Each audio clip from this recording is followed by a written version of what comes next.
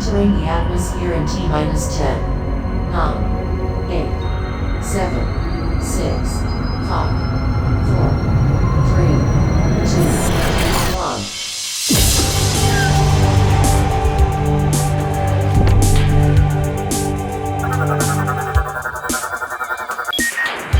Hello everyone and welcome to the Omega Metroid podcast from OmegaMetroid.com. My name is Andy Spiteri, back after what I hope was a wonderful Christmas for everybody. Joined by my two pals, Doom Crossing, Dakota Lasky. How was your Christmas, gentlemen? Was Santa good to you? Anything to report? Any high-ticket presents? What's going on? Santa pulled up this year. Got to see my family, got to see my cousins, which was always a lot of fun. My grandpa gave me this really sick coat. It's actually in the washing machine right now, so I can't show it off, but it's a really nice coat that I definitely can't wait to wear out more often. But yeah, that was actually kind of the highlight Christmas gift this year. Sometimes you just need a really nice coat, and that one did the job. Yeah. Nice. Yeah. Christmas was good. I did a friends miss with some friends at home. I went home to my mom's place to have family Christmas time. Came back to have Christmas with my girlfriend's family. So it was a lot of travel. But yeah, I got some clothes, which was cool. Some little things here and there. I did get a new GoPro, which was really cool. So I'm gonna use that when I go-karting, and maybe, I don't know, they'll let me attach it to my goalie helmet or something. But yeah, that was pretty cool. And I got some iRacing dollars, so I'm gonna spend some more money on that, which will be fun. And yeah, overall it was good. A lot of travel, but we had some snow up where I was, so that was nice. And I did get some cookies baked in time for Christmas, which was great. Of course, then my mom made way better versions of what I made, but it's the thought that counts, the effort that counts. And what else? Saw the new Avatar movie. Been watching Stranger Things. I'm just getting hit with so many amazing bits of IP and content these days. And what better way to spend my night than with another amazing piece of content to consume like this game. But yeah, the holiday's been great. There you go. I love it. I haven't seen the new Avatar yet. I'm going in like a week or two. My dad is actually viewing it as we speak. Going for dinner with him after this. I'm kind of at that point like of the week. I feel like garbage. Like I feel like I've been eating Christmas cookies and just big dinners every night, and just that point where you just you have so much in food and it's that weird week between Christmas and New Year's. I worked yesterday, but I'm off today. It feels like it's Saturday. I think it's Tuesday. Ready for 2026. So, and we are, as Dak alluded to, we are at the finale of our Metroid Prime 4 journey. So that is going to be the big focus of this episode, is the final battle and kind of everything that plays out after it. But we do have a couple things that we should go over before we get started. First and foremost is, I think that we should take a minute and cheers or celebrate here. This is episode number 300. 300. Yeah, it is. That's 6 years. That's a lot of episodes for a weekly Metroid podcast. Sometimes I don't know how we do it. But my God, we do it. So 300 episodes. Cheers to everybody on this show. And thank you to everybody that listens. Thank you to everybody that supported the show. Couldn't do it without you. So here's to 300 more. Maybe by the next 300 episodes, we'll have another 2D Metroid, another remaster, and another 3D Metroid game by episode 600. So someone has to, when we hit episode 600, got to come back to this episode and see if I was right. You know what? That could be realistic. That's 6 years. We'd have to get that remake right away, but hey, it could happen. Yeah, if anything, I feel like the remaster is kind of the biggest one up in the air, weirdly enough. And I actually don't think that's, I don't think that's a tall tale either. So, yeah. Yeah. Well, speaking of Omega Metroid and patting ourselves on the back, we are pretty much done with our Metroid Prime 4 walkthrough, and I am very proud with how it came together. Very proud of our team for all the hard work that they did. We've got our 100% maps up, so if you're playing this game, maybe you got it for Christmas, you want to go check it out. Maybe you want to do, maybe you didn't get 100% on your first playthrough, you want to do it again. Go and check out our maps. Go and check out our logbook guide. Go and check out boss guide, expansion guide, all of that kind of stuff. Everything is up. I think that we have like the best Metroid Prime 4 maps on the internet that I've seen. I think that they are really, really great.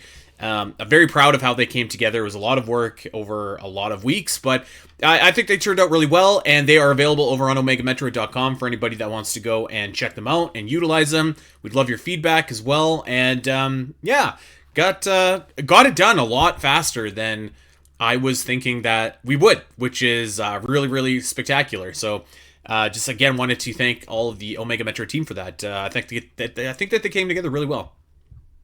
Yeah, the maps look absolutely fantastic. As much as I hate to do it, I do have to shout out Corey Richmond for his invaluable help. This is a gag on the Zelda cast, but go to hell, Corey, if you're listening. I know you're not, but he was invaluable in getting these done. So I wanted to shout him out in the podcast that I know that he won't listen to. So thank you, Corey, for your contributions. All right, we should, before we get into the ending as well, we should spend a minute talking about a interview that just dropped, and we're not going to go in depth for it this week. We're probably going to be doing that next week. But there was a really, really fascinating and telling interview that that was conducted between Famitsu and I don't know if they specifically mentioned who at Nintendo, but some of the game developers at Nintendo. And this is well worth a read if you're a Metroid Prime 4 fan. Maybe you're a fan of Metroid and you're wondering why Metroid Prime 4 feels a little off or different at times. This is a really fascinating article. I think it's a fairly honest article, and I think that there's a lot that you could really take away from here. So we're going to be talking about it more in depth next week when we kind of talk about what we want for Metroid in 2026. But we've got kind of the Coles notes up at OmegaMetroid.com. Go check it out. Now, I will preface that as it stands right now, all that we have is like a machine translated version of this. So there definitely could be some errors in the translation and some things that don't quite add up. So we're working on getting a full, like, legitimate translation done. Just takes a little bit of time, but yeah, I know you read it, Doom. There's a I'm not going to call it like a bombshell article, but like it's not far off from that. Like there's a lot of really open and honest discussion about Metroid Prime 4.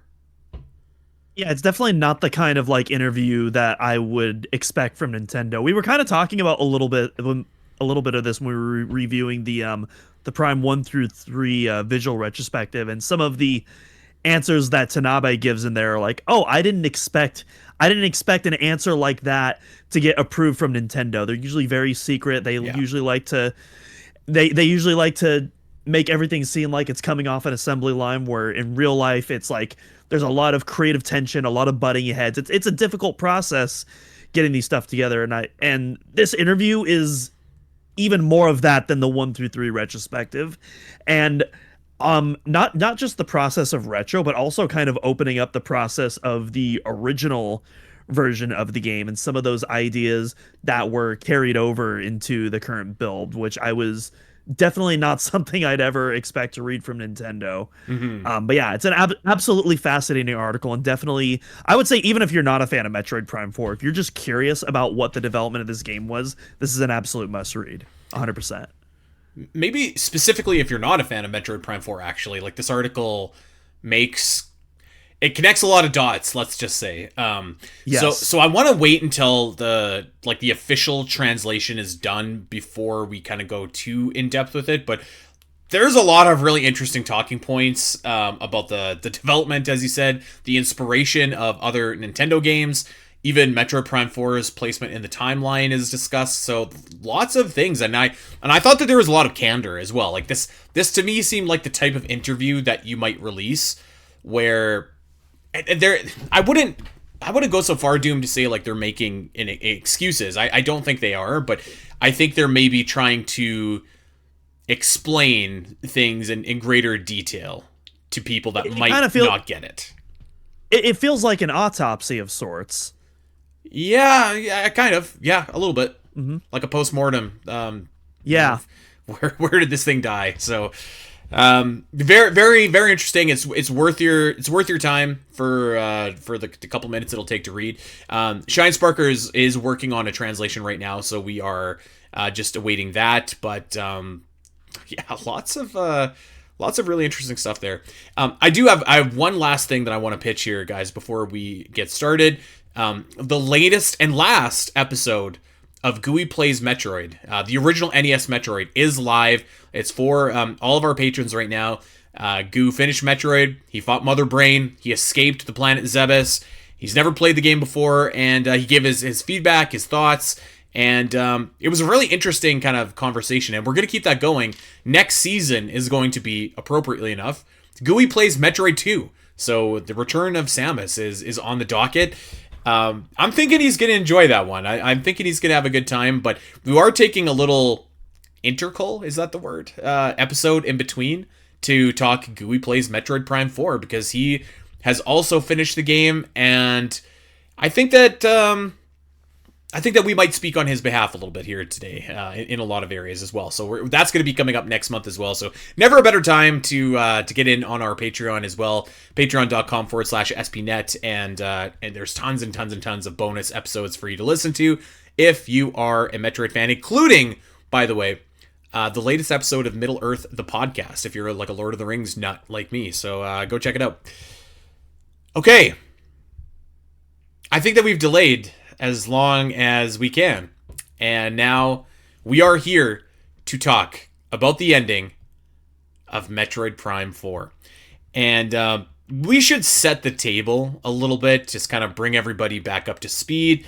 Last week, I think we had a really great show where we talked about the great minds. We talked about some of the pros, some of the cons, and the same thing for the artifact collection quest, where we got the mech parts and we got the green energy that was necessary to finish the game. And we left off with everybody basically huddling at base camp being like, okay, are you ready to go to Chrono Tower and finish this game? And that's where we paused, and that is where we resume today. And I'm almost hesitant to ask you this question, Dak, but I know that you...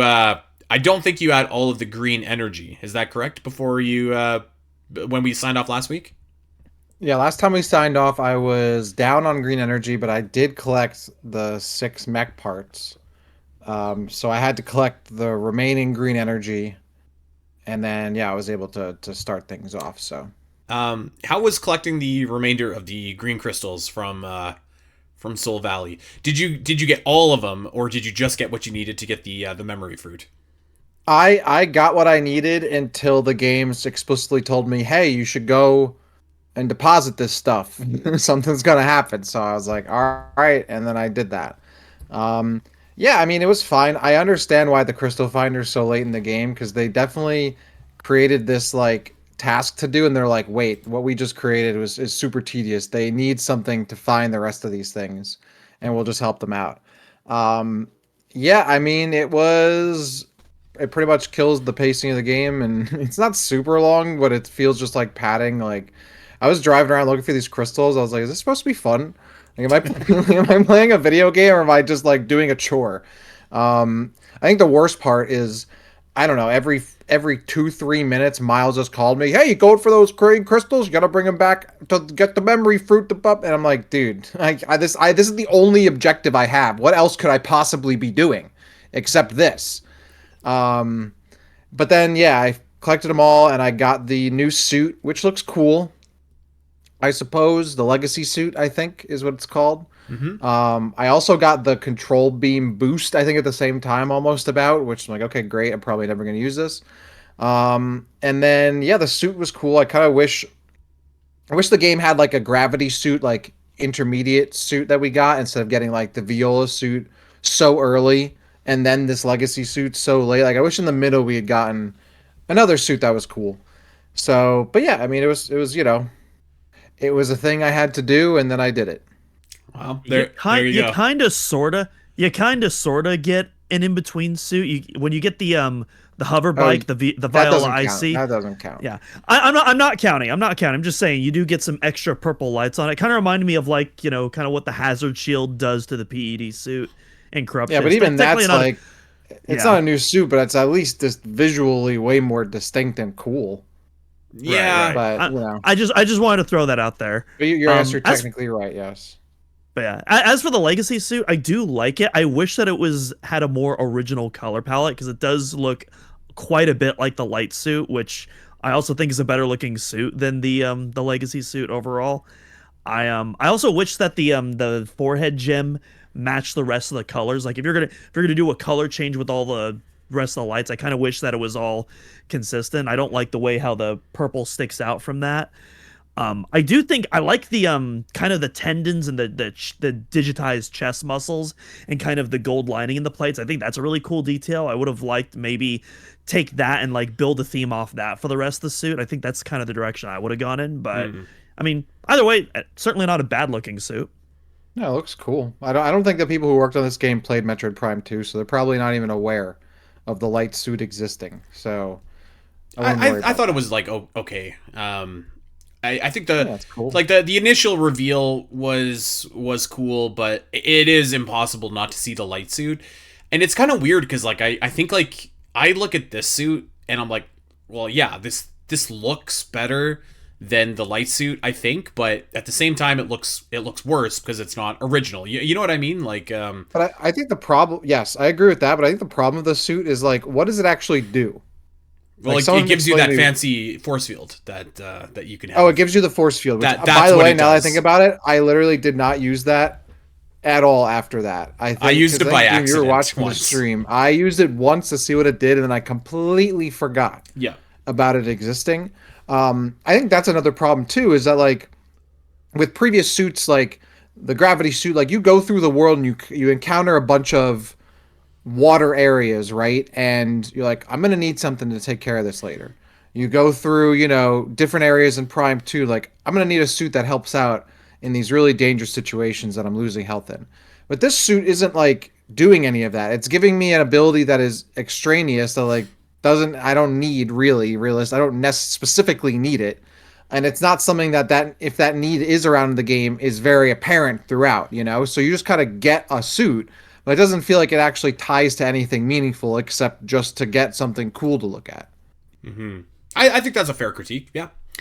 You certainly don't use maybe you use this more in hard mode. I'm about halfway through my hard mode playthrough right now, but like I didn't use the shield like at all in my playthrough. And it took like a fairly significant amount of like missiles and stuff to activate it too, as well. But yeah, so we've got the legacy suit, we've got the green crystals. We've got everything we need. Betsy is back up in operational. Miles put her together. So we're at the point of no return. And at this point of the game, I had 100% items. So I knew that I was going to unlock the special ending of the game. I had 100% scans as well, or at least as much as you can going into the final boss. So I was... so I gotta say, I want to set the table a little bit here. At this point in the game, I was pretty disappointed with the story. I'm pretty disappointed might be understating it. I think I said before, like, the story is a mess. It's like, it's a retread of Metroid Primes, but somehow just not as engaging. But I still kind of went into the final boss, and I was like, okay, if they have something really cool in this final boss, I think that you can still salvage the story here. And so what I specifically was looking for, and these are just my expectations or maybe my Hail Mary hopes going into this final boss at the time, was like, okay, a really compelling reveal of who Sylux is and what his motivations are. That could save this. Maybe something like with the Metroids. I don't know what, but I was just like, these Metroids have not been a factor this entire game. it feels like we got to do something with him in the final boss. And the other thing I had too was I was kind of hoping I kind of flip-flopped on this. Kinda like when people pointed out the visual connection between the Lemorne and the essence of Metroid Prime, I was like, I don't think I want that in this game. Like I want something new.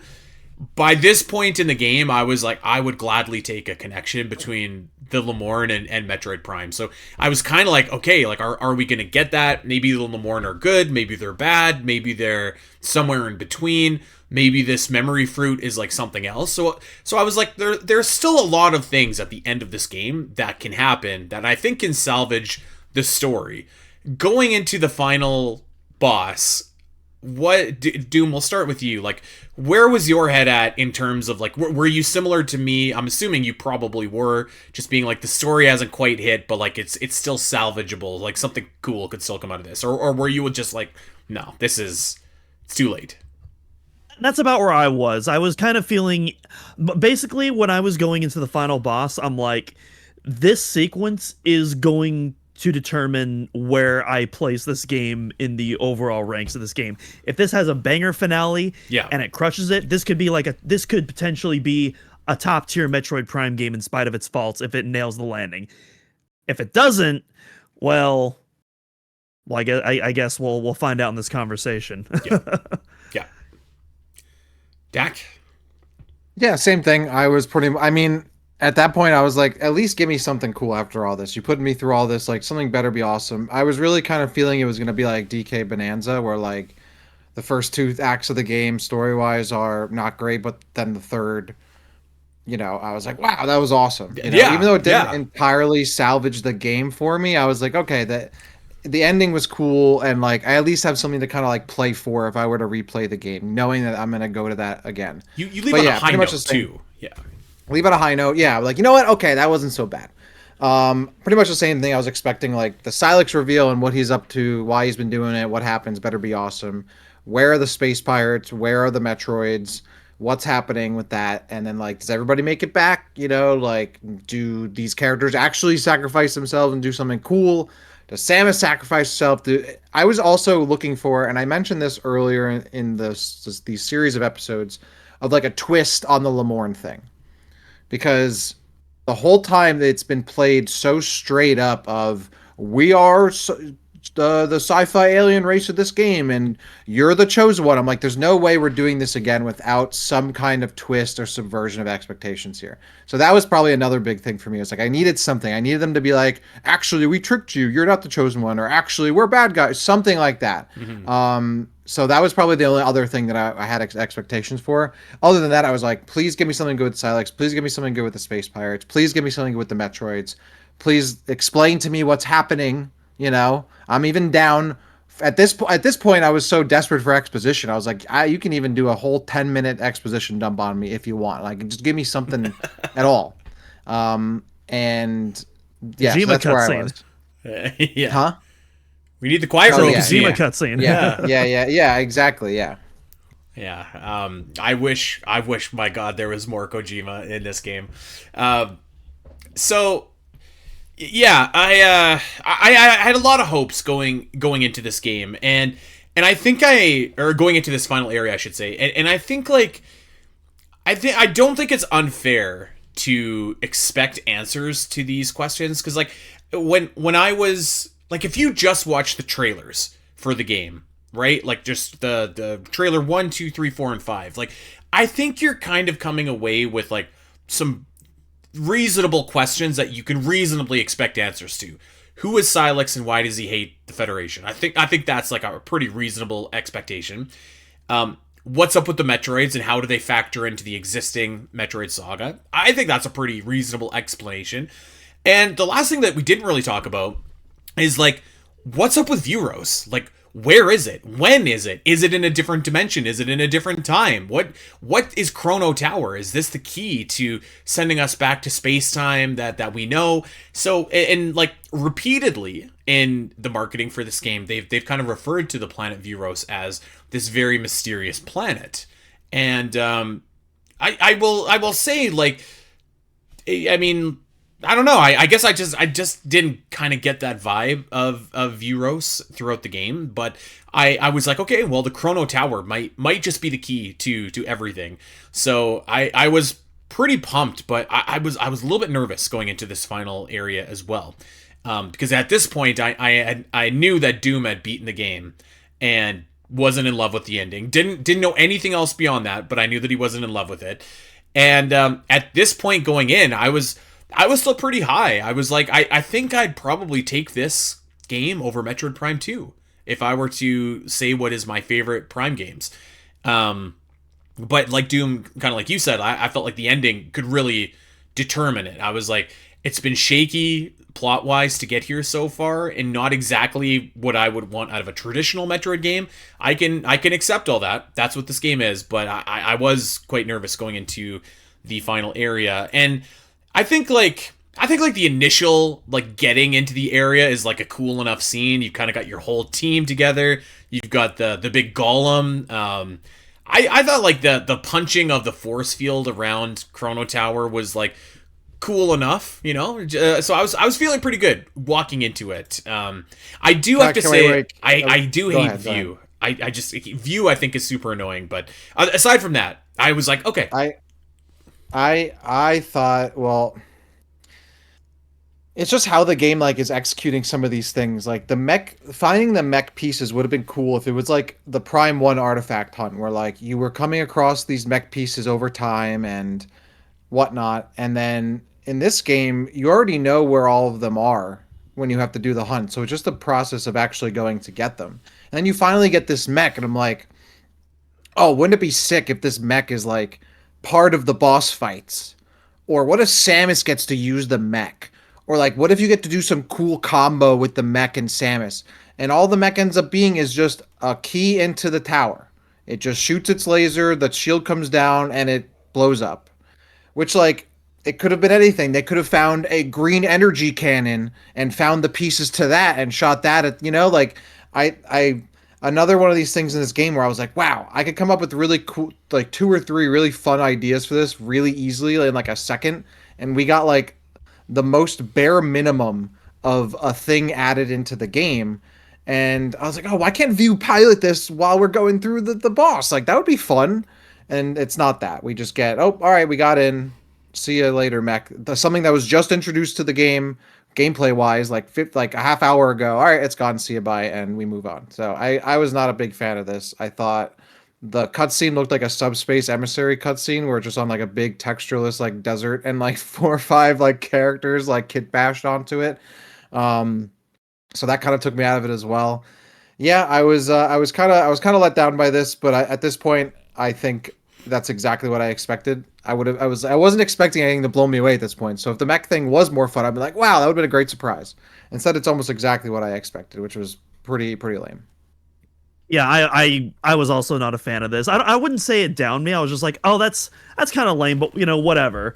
You know, we still got more of this act to go. Mm-hmm. But yeah, especially because like, you know, when the demo first came out of you know the Tanamar invasion, you know, one of the biggest things on our mind was, holy crap, look at the glow up that our Federation Force golems got. Like these look incredible now, and especially like because we were connecting it back to the second trailer before the Switch 2 reveal that, you know, the wreckage that now it's confirmed, but we pointed out like, hey, that looks like a Federation Force mech there. Wonder if that was transported here. Federation Fork. But no, that looks like a Federation Force mech. I wonder if we get to pilot that. And yeah, unfortunately we don't. Maybe. Yeah, exactly. Like something. And you know what is also kind of frustrating about it is that they have this little moment where Miles is like, oh, like thanking Betsy and was like, oh, you did so good, whatever. Well, I was like, this is something you didn't have a connection to for a majority of the game. And then at the end, you were like, we got to piece this together. It'll help us. It was not like, it would have been way more interesting if Miles, the whole game was like, oh, like I was working on this mech. It was amazing. I wish we had it. And then like, maybe over the course of the game was like, maybe we could find the pieces. I found one. Like maybe there's more. And like that like almost like how that other character's big thing is like that weird religion thing. And the other character's big thing is being a huge Samus fan. Like Miles's thing could have been, instead of a dorky, annoying mechanic, the lead element of his character could have been, this connection he has to Betsy and wanting to rebuild Betsy. And then finally, at the end of the game, Betsy's rebuilt and does its job. And then Miles can have that moment of like, you did a great job. Like, I love you, whatever he says to the mech or whatever, and salutes it. And then like that would have been an earned moment. That would have been fun. I'm like, okay, cool. Miles finally got his wish of rebuilding Betsy and it doing its job. But instead, he has this line that's not congruent with anything he was saying earlier in the game, aside from being a mech and coming up with the idea of putting Betsy together. So I was like, he did say that he worked on Betsy back at that base. To be fair, right? But he says he worked on it as if he was working on any project. That wasn't necessarily special to him. He was just like, I worked on this thing. It wasn't like this was the sickest thing, or I put so much time and effort and blood, sweat, and tears into it, and I was the lead guy on the project. Like that would have been more compelling to me. It would have made his character a bit more deeper than just having this unearned moment at the end of the game. And then we move on anyway. It doesn't matter. But I would have done it differently. Yeah, I guess I just didn't expect. It's a minor nitpick. Well, no, I think that's like fair. Like, and actually, I don't like disagree with that. Like characterization of Miles at all. Actually, I guess I was just like, I don't expect to like pilot this or anything, or like have it interact with the final boss at this point in the game. So I wasn't let down by it, but I just thought like visually. It was a cool cutscene, so I was like, okay, I feel good going into this. I will say, so you get into Chrono Tower, and I will say like listen, I know like the Impact Crater and Phase aren't like ginormous areas or anything like that, but I was a little I was disappointed with the Chrono Tower. It's just a hallway. And you go to the elevator and you're at the boss battle. And like Chrono Tower does look fantastic. Don't get me wrong, but I did kind of want like something to do, you know, like something. Yeah. So and I thought that like Great Minds kind of did this to an extent where like each character contributed to getting you a little bit further in the area. I thought that would have been like a really great use of these characters to be like, hey, let me do my part so that you can get to this teleporter and send all of us home, rather than everybody just like kind of walking down the line and going to the elevator and everybody being involved in the final boss fight, as we'll get to in a couple of minutes. But so I was left a little bit wanting from Chrono Tower itself. And actually one thing that stuck out to me too is like I just don't remember the music of Chrono Tower either. Like I feel like that should be like an Artifact Temple style track where like you have a really like beautiful, like almost like a hymn that's playing, or like something like that should be memorable. And I can't think of it off the top of my head. I can barely remember any of the music from this game except maybe the Fury Green one, because it's like the first one. Like there's too much of it is too nothing happening or too ambient, and like there aren't any fun themes like that stick out really at all in this game. Yeah, the Chrono Trigger. That's what I would rather play. I need a palate cleanser after playing this game. I need to play Chrono Trigger. Yeah, the Chrono Tower is so cool. Like, should have been its whole. Like, I don't care about the Fury Green or the Flare Pool, whatever. Like, that should have been a big area of the game. That would have been a cool to make it a whole full blown thing with that aesthetic. But if you're not going to give me that, yes, at least give me the Impact Crater, like, you know, type phase type, like smaller level, but still a level, still something. However, I think the game does do that. It's the mines. I think that's what the mines is intending to be, and this is just like cutscene fodder, essentially loading fodder, which is a shame because the area is really cool. It like architecturally, design-wise, looks incredible.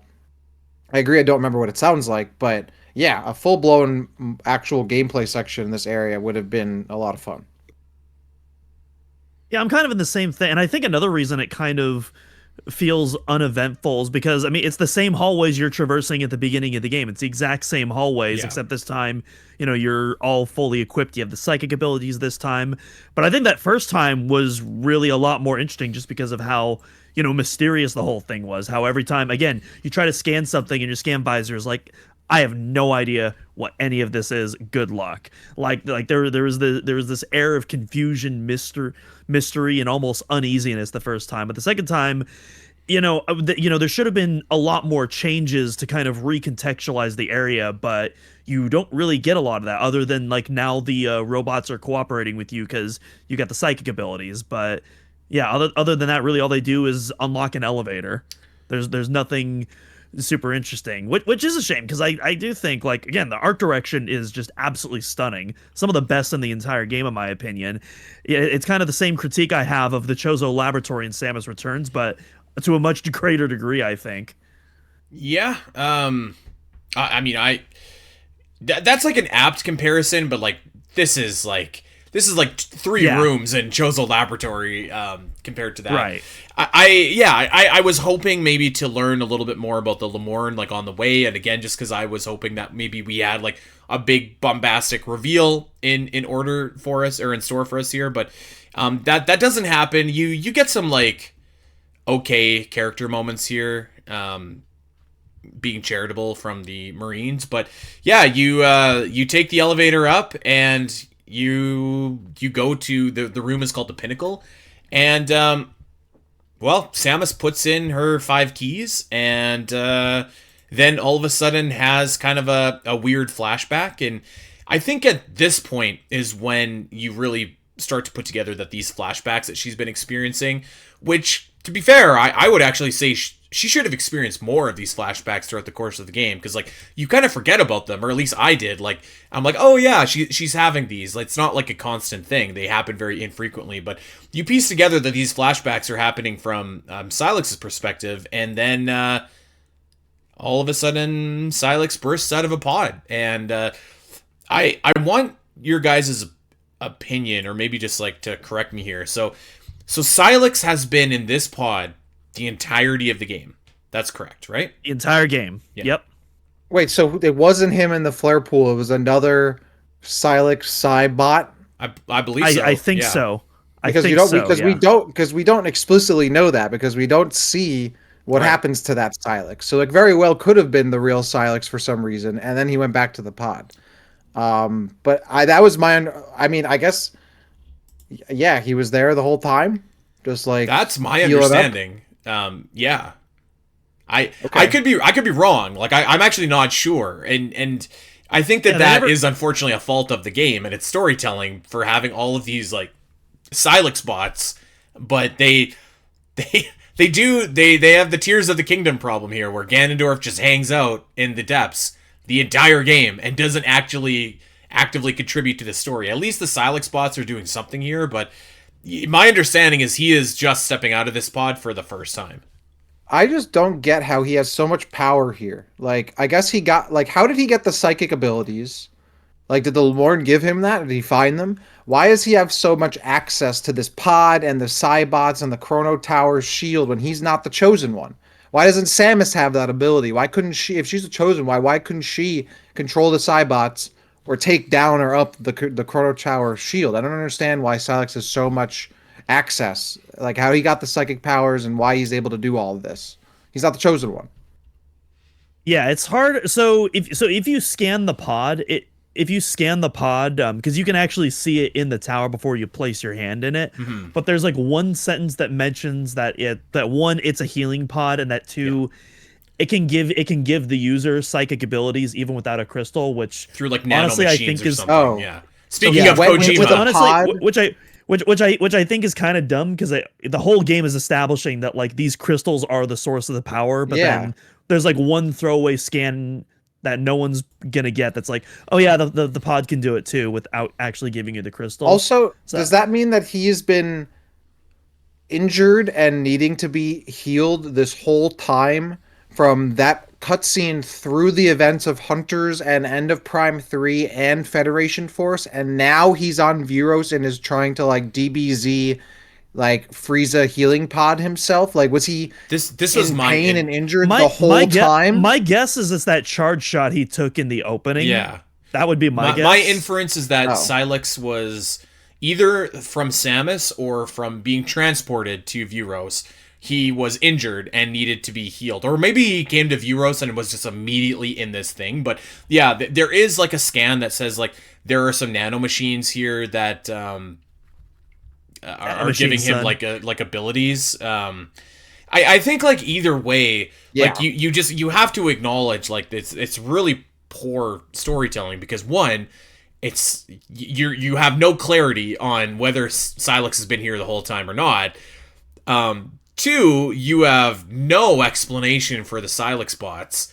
And then, 3, it's just, yeah, like your villain has been, if that is what happens, like he's just been here the entire time and not an active participant in the story of the game, such as the story of the game is, which really, we'll save it for after the battle here, but and I would say even like I'm okay with the game not explicitly telling me all these things if it at least gives me enough information that I could like infer it or deduce it on my own. But Right. It doesn't even really do that. And even like just with the confusion of whether or not he was healed because of whatever happened to him on Viewers or whatever, the reason why the reason why I was questioning it and asking is because how when they show the cutscene, it like goes, and we can go into it later. It shows him like the ending of him looking at his hands all burned from that moment, and then like the fade into his hands in the healing pod, to me was trying to make a visual and an innate connection between those two events specifically, which is why I was like, so he's been in need of this healing pod that whole time, which seemed very unreasonable to me. So it's not even just that I needed to explain explicitly, it's that the other things that they're trying to use to help me deduce it in a way are also confusing. At this point, I would have been fine if they were just like, yep, this is exactly what happened. He's been here the whole time. But even if that's the case, then yeah, he's just been here the whole time. Like, wouldn't it have been way cooler if Samus and Sylux, like Sylux was doing stuff the whole time, and Samus and Sylux were actually encountering each other throughout the game, like Dark Samus and Metroid Prime 2 and 3, instead of Sylux sending out Cybots and then chilling in the pod the whole time. So Sylux, Cybots. Yeah. Anyways. Oh, you're probably so right. That's probably why they did that. So exactly why they did that. I will say, because I do want to keep this. Listen, we're gonna have our critiques here, but I do want to shout out the moments of good as well. I think like Sylux looks awesome here. Like he looks sick. He looks so cool, and you know what? I think he sounds actually pretty cool too. Like I think he sounds good as well. His voice actor was fine. I mean, it's not like it's not like he has a ton of dialogue, but I think he sounds like good. I do have one I do like the general voice lines. I hate that they gave him a Saturday morning cartoon evil villain laugh. I despise that so much. And he does that all. Yeah, and if you die to him, he'll do like the little Arkham game over screen. Well, he'll actually start that laughing. happened to me. Yeah, you know, you're right. Which I love that in theory. I would love him to like do a taunt or like kind of like the Arkham villains do. But no, he just does he does that villain laugh, and I hate that. I hate the laugh so much. Dark Samus is the one exception. Dark Samus pulled it off. But no, I don't like that they gave Sylux that. Like with Dark Samus, Dark Samus is like a literal monster, you know, and is like a power hungry like thing and like fine. But like Sylux's whole thing is he has like a grudge. He's getting revenge. Like he's only evil because like he had this kind of like revenge thing and whatnot. Like why is he like a maniacally laugh? I mean, I guess maybe because he's been through so much. He's been mentally broken. And now he can't convey himself and express himself without doing the villain laugh. You know what? Maybe that's what it is. Look at you go. There you go. It just feels so goofy. At that point, I was like, yeah, whatever, man. Like he's I was laughing with him at this point. You know, like when I was playing, I was like, yeah, this is funny, man. I agree. Yeah, the laugh didn't bother me, but like, I mean, like, I guess if it was up to me, I wouldn't have done it. But it's on like list. It's like number 98 of problems I have with this game at this point. I'm just like, you know what? Let's get to 100. I got 99 problems. The laugh is one, but it's low down there. Yeah. Okay, I am going to. So we're gonna break this final fight down: phase 1, phase 2, phase 3. I'm gonna start us off on phase 1 because I have a suspicion that I am going to be the most charitable among us to phase 1. And I will even say like I'm not like that high on this phase of the fight. I don't mind the dragon heads that come out. What was that? It's crazy. What? Let's throw it out there. It's totally crazy. It doesn't really fit. I don't know. It doesn't fit at all. That's literally never been part of his motif ever. It hasn't. No. and now he just has dragons. Like what? What are we doing? That was so insane. So I will, yes. It really doesn't make thematic sense, but you know what? I was like, okay, it looks cool. Let's do this. And I think that this phase is it certainly wasn't my favorite. I am dreading doing this on hard mode because I will say, so you fight with all of your Federation companions here. And it's important to note that if you do not revive them in time, you get a game over. Like you're toast. So your fight is completely done.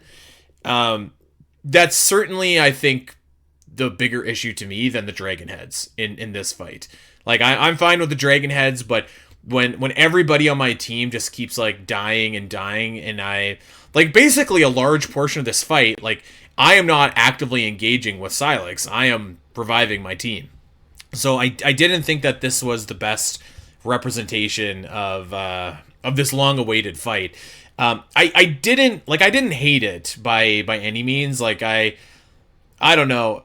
We talk about Kojima. Like these dragon heads feel like something right out of a Metal Gear Solid game or like Death Stranding. But those games can get away with crazy stuff like this because they know what they are and they don't take themselves too seriously. It does feel out of place here, but I didn't absolutely hate it, but I did have a real big problem with the with like all your companions dying.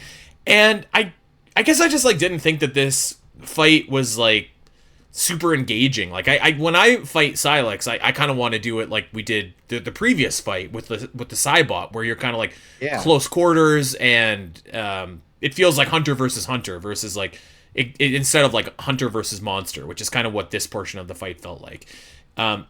So I will say charitably, I thought that the first phase was like okay. I suspect that I suspect that's the most charitable we'll get here, Doom. I know that you've been waiting to talk about this fight. What do you think? I think this first phase is the worst fight in the game. I absolutely hated every moment of this. It's an absolute, on normal mode, it's an absolute damage sponge. It looks. I've used the word goofy a lot, and I'm gonna use it again. This whole thing just looks goofy. You mentioned the Federation troopers. Incredible. It would be one thing if you're constantly reviving them, but they're contributing. They hardly contribute anything. Oh my they are God. just there. They are just there They'd be to so waste your mad. time. They don't do a whole lot. They don't especially- do anything. Especially in the third phase of the first phase, where the lightning dragon arms come down and he's raining the thunder from above, where they will literally just stand there in the middle where the lightning is coming down. Wasn't a fan of that. I don't know. The one saving grace of this fight is you do get to use the grapple lasso, which, you know, I always love an opportunity to use the grapple lasso, but yeah, it ain't enough. I did not like this, and it was a bummer too. It didn't help that I'm not gonna say who, but someone mentioned to me that they thought this was the best finale of all four of the Metroid Prime games. So I was a little pumped going into it, like, oh, I'm sure this is gonna be an absolutely insane boss fight, and I could not disagree more. Somebody Was really not a said fan that. of this. Someone No. really, again, I'm not gonna mention who. I don't want people to go harassing them, but yeah, I definitely didn't agree with that. I want to jump in super quick, Dak, because I want to get your thoughts. But I'm going to say to you, like, because I'm actually just watching the fight on screen here. These tendrils were like impossible to hit. I thought, like with your missiles, they weren't working. Maybe I'm just like not very good. I wasn't using mouse controls, but like I had a hell of a time hitting these, and like yeah, it's like a total damage sponge. I ended up using like my thunder, like the wave buster, like the whole time. Yeah, the super thunder shot is good in this phase. Yeah. Also, you can power bomb it and throw I didn't power even bombs think of at that. it, and it'll Good, hit yeah. multiple arms at the same time. Once you do that, that opens up the fight a bunch. You know, if this fight was not Sylux, I think it would be fine. Like if this was like the first or second boss in the game, and it was a big ball with tentacles, whatever, and it had dragon heads for whatever reason. I'm like, this is fine. But the fact that it's a part of the Sylux fight, I 100% agree. Like, I want to fight Sylux. I don't want to fight the big ball of energy with nano machine, like, tendrils and whatnot. I agree with everything else. The allies, like, if you're gonna at least have the allies in the game, at least have them be compelling and have them be do something, right? The only thing they do sometimes they'll shoot the tendrils, like the ends, and that'll stun it for just a moment. That can help you get a shot off. But it's so random and so infrequent that you can't rely on that. You essentially just gotta like you just got lucky if it happens to happen. That's like some of this stuff. I mean, these NPCs. I mean, their AI or whatever it is like 2003 level of NPCs. Like, it's actually it was almost embarrassing to watch the AI in this game. Like, it truly, I'm sorry, but like the actual execution game design wise of these AI, not the dialogue, not the characterization, none of that stuff, but them actually in the gameplay of the game is like truly atrocious. For a 2025 $70 game, the AI runs around, stands out in cover, doesn't shoot stuff, just gets killed over and over again. Like, that was truly, honestly, like super pathetic and very frustrating, because I'm like, I don't even need these people here. I could have left them outside of the Chrono Tower and I would be getting this done. Like, if the allies were at least not doing anything and not affecting the fight, sure. But the fact that they actually get in the way is so bewildering to me. Overall, this fight, the only thing about this fight that was maybe redeeming, it was just harder than the next two phases that come after it. But wow, what a lack of understanding of the Sylux character, what little there is. And just like, yeah, whatever, man. We'll give Kraid an AK-47. Like, Mother Brain now has 8 cars and she's driving them around, you know? Like, that's the equivalent of what we got here. Like, Sylux has dragons, dude. Like, that would be so sick. What if you had these dragons that came out and attacked you? Like, that would be awesome. Like, I think you're talking to like a 12-year-old, and that's the idea they come up with. Like, that's how this felt to me. It's very random. There is no doubt, and it certainly feels out of place. And I will say as well, I think I've been pretty much the biggest not defender, but like I really don't have a problem with the companions for the most part in this game. Like, this is the wrong spot for them to be. Like, the final boss of the game is the wrong spot for these companions to be active participants that can cost you a challenging boss battle here. Like, as to your point, like, there's the one attack, I think it's a lightning attack you mentioned, that takes down like multiple members of your team at the same time. And like, if you're trying to revive them, but like you've got an attack that you also need to dodge, like, you might die, which is like really frustrating. Like, if I die and I make a mistake, that's on me. I'll learn from it and hopefully get better. But like, if I die because like view is down, I'm just like, this is not working for me. So I wasn't super high on this phase of the battle. I thought that it was just okay. I will say, I think it's better than the next phase of this battle. I thought that phase 2, where you're like in the wormhole with Sylux and just like floating and pretty much unable to dodge most of his attacks, and you just move around and you're shooting him, but he's also like impossible to hit as well. I thought this sucked. This I thought sucked. I mean, it's literally a worse version of the Ridley boss fight from Metroid Prime 3. Which is crazy. I didn't even make that correlation, because like that to said. Me is just not. The second I got into the fight and I'm like, oh, I'm in a big tube, I can move around, and Sylux, I'm like, this is literally the exact same boss fight from Prime 3, except way worse and less compelling and hype. I mean, I guess you're technically not wrong, but I just like they're so like the difference in quality between those fights is the difference in quality is different, but the fundamental execution of the boss fight is almost nearly the same. I mean, it's essentially a fight just to restock your health and ammo for the next phase. Because that's what I did. I just sat there shooting charge shots at him every time he went to one of the sides, because he would just linger there for a while. I'm like, well, I'm just gonna light him up. He's gonna send this big disc at my face, and I'm gonna move over to the side, and then I'm gonna fill up all my health and ammo for the next phase. So, yeah, that was again the cutscene leading into and out of this was very cool. I was like, Yeah. oh, this is cool. This is awesome. They're like slugging each other, blah blah, and then suddenly we're in the the wormhole doing the Ridley first boss fight from Corruption again, but worse. I'm like, all right, I guess we're doing this too. You know, whatever. Who cares, man? Let's do it. We're doing this now. We're doing this fight. We didn't get a cool Sylux boss fight in the desert. Sylux doesn't get his own viola, but we got the tube fight. That's what the people wanted. I was pretty indifferent on this. I will say I didn't like you mentioned, Dak. I never made that Ridley connection until you brought it up on stream, and now I can't unsee it because yeah, it pretty much is like a more bare bones version of that fight, and also a little small detail. If you hit the sides of the wall in the Prime 3 fight, you'll take damage because like it's like friction that's like corroding with the suit. Whereas here you don't really take damage if you hit the side of the wormhole. So it's a small detail, but I also think that like you still don't get that sense of claustrophobia like you do get in the Prime 3 fight, which obviously there's a lot of other stuff that it's missing as well, but I think that's like a really subtle thing that like made that fight so much more impactful.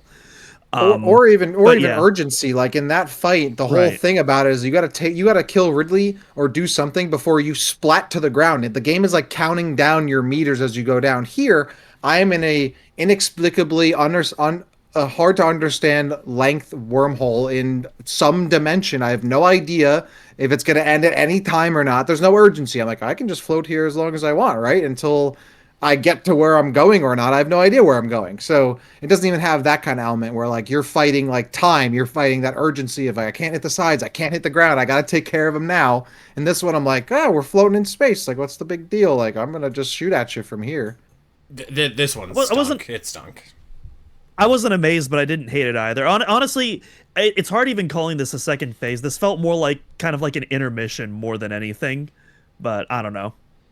I mean, fair. I just, I don't know. I wasn't particularly impressed with it. I will say, I thought that Phase 3 was super cool. I really liked this fight. You get to final destination somewhere in the galaxy, and this to me, like, this feels like a Sylux fight. You know, like, you're kind of hunter versus hunter, person versus person. It's close quarter combat. Like, Sylux definitely has some tricks that he's using, like that big gravity shot or whatever that he does. But like a lot of his other offense is more grounded and realistic. And I did think it was super cool to have the lockjaw appear as well. Yes. I thought that the lockjaw I was almost sweet. like game saved. And like maybe, just maybe, the game will be saved. If they can show me the lockjaw. I was they did pretty show me the sure they were lockjaw. going to have the lockjaw. I was like, I I just, was not sure. I mean, I guess maybe after the first two The phases. guy was fighting with dragons 2 phases prior. I was not expecting the lockjaw. I was like, they can't not have it in the game, right? So I thought it was cool. yeah, I thought it was like, great. Really fun. They can't not have Metroids play a role in the finale. There's no way. Yeah. we, Well, I we mean, won't get yeah, there. I guess. We won't get there yet. I we will won't say get there that yet. this was probably the best. It was definitely. It wasn't really that hard of a fight. The biggest part about it that's hard is just like sometimes you get caught in one of Sylux's attacks and he just does like mega damage. Oh, like, dude, there's- I got my butt whooped by you- Cy. I think I died 3 times to him here. I want to say I died like once or twice, just because there was that one move where he kind of locks you in and With the like green I mean, energy and you get pulled in. and just like takes Oh. 2 or 3 of your energy Yeah. tanks. Like, all right, cool. Yeah. Yeah, I think think that's like supposed to be like a. Oh, sorry, I didn't mean to cut you off. no, go ahead, go ahead. I was gonna say I think that little attack is supposed to be like a psychic shock coil or something. Yeah. Something like Because that. Yeah. because I think he recharges his energy when he's shooting you with that, but I could be wrong. No, you're I right. thought He the does. fight Yes. the fight was cool. I like how, for the most part, with these fights, like at the end of the day, with hunters, like he just had the shock coil, which is just like an auto aim attack that latches onto and he runs around. So like I like that they really expanded on, like he charges you. He uses his big like sword looking arm cannon to slash at you. He has these crazy psychic abilities. He has these awesome wave attacks. Like loved all of that. I think the arena looks super cool. Like one of the coolest arenas and like final boss or just boss areas in the entire series. Looks awesome. It looked like a Destiny location. It was sick. But my only gripe with it is, and actually I like the implementation of the lockjaw. I really like in terms of visually, it looked cool. I thought the idea how he could like steal your energy tank and like get away with it, and you had to kind of like that took me a second to, I think at least one cycle of tries to like learn, okay, I gotta like boost ball into him to get my tank back, and if I don't do that, I can't get it back at all. That was a cool thing.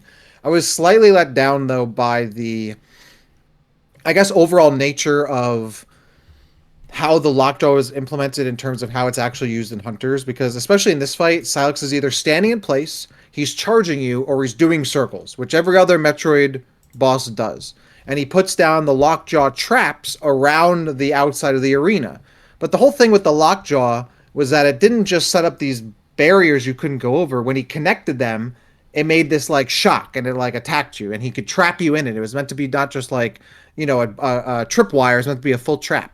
And he kind of just puts these tripwires around in places you're never going to hit them. He doesn't once ever try to connect them. He is, you know, I was kind of expecting a bit more, and this is nitpicky, but I was expecting a bit more from the lockjaw part of it, of like having Sylux like flying around and like trying to set you into traps and lock you down and stun you and do all this damage with the lockjaw, like how it was done in Hunters. And instead he kind of just like goes around a circle, stands in place, charges at you. And the tripwires are kind of an afterthought. So that was my only critique with that. Is I was hoping it would again feel a bit more like the lockjaw I was expecting, but it's cool that it was there. Yeah, I guess that's fair. I didn't really like my memories of battling Sylux and Hunters. I felt like the lockjaw wasn't like a huge impact on it, so I was like, this feels like appropriate enough. But that's fair. I did like the stealing of the energy tank gimmick as well. I thought that was really cool. The theme here I think went hard as well. A really cool theme, and can't remember it. But I'm sure it's got a lot of rocking going on, as most of the soundtrack does. But I will say, like for this, I was like, okay, like this is kind of the fight that I wanted. I will say, by this point, I was still just like, oh man, even with this phase in the fight, like something big's gotta come at the end of this game, because 100%. Yeah, I wasn't like completely wowed yet.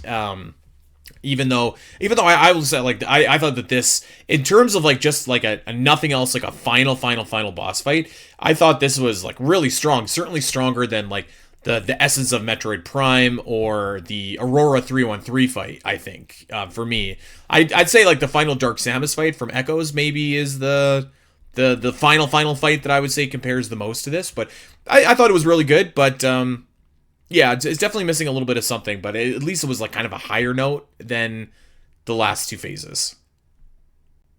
Yeah.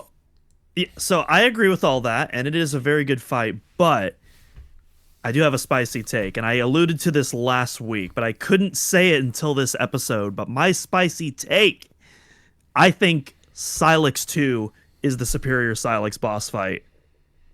I don't know if that's a spicy take.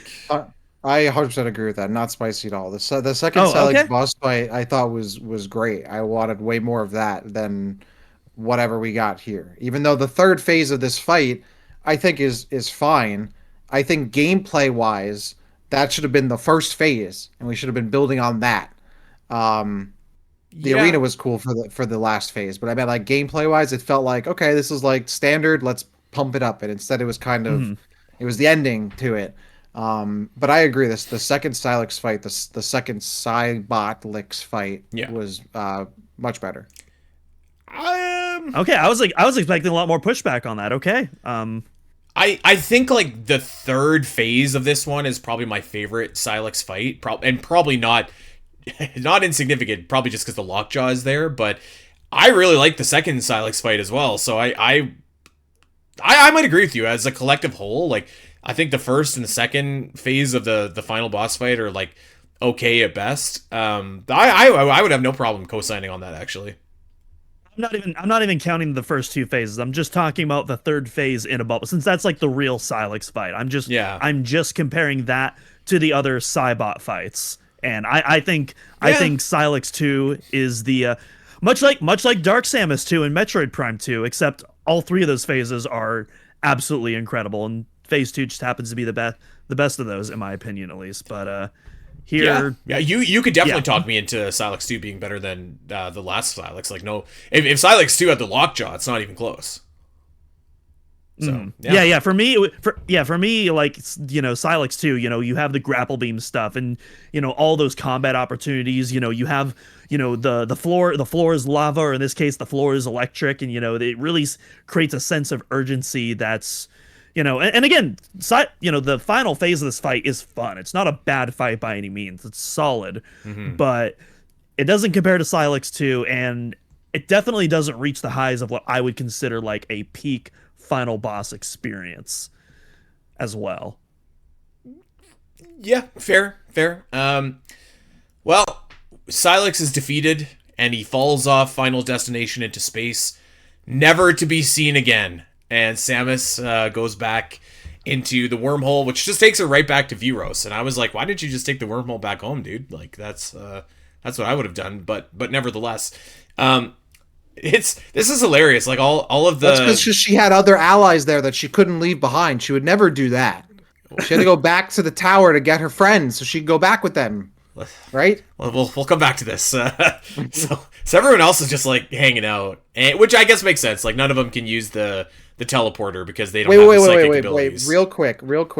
Sylux doesn't just fall off Final Destination. He falls into a literal abyss, like blackness, but you don't see him die.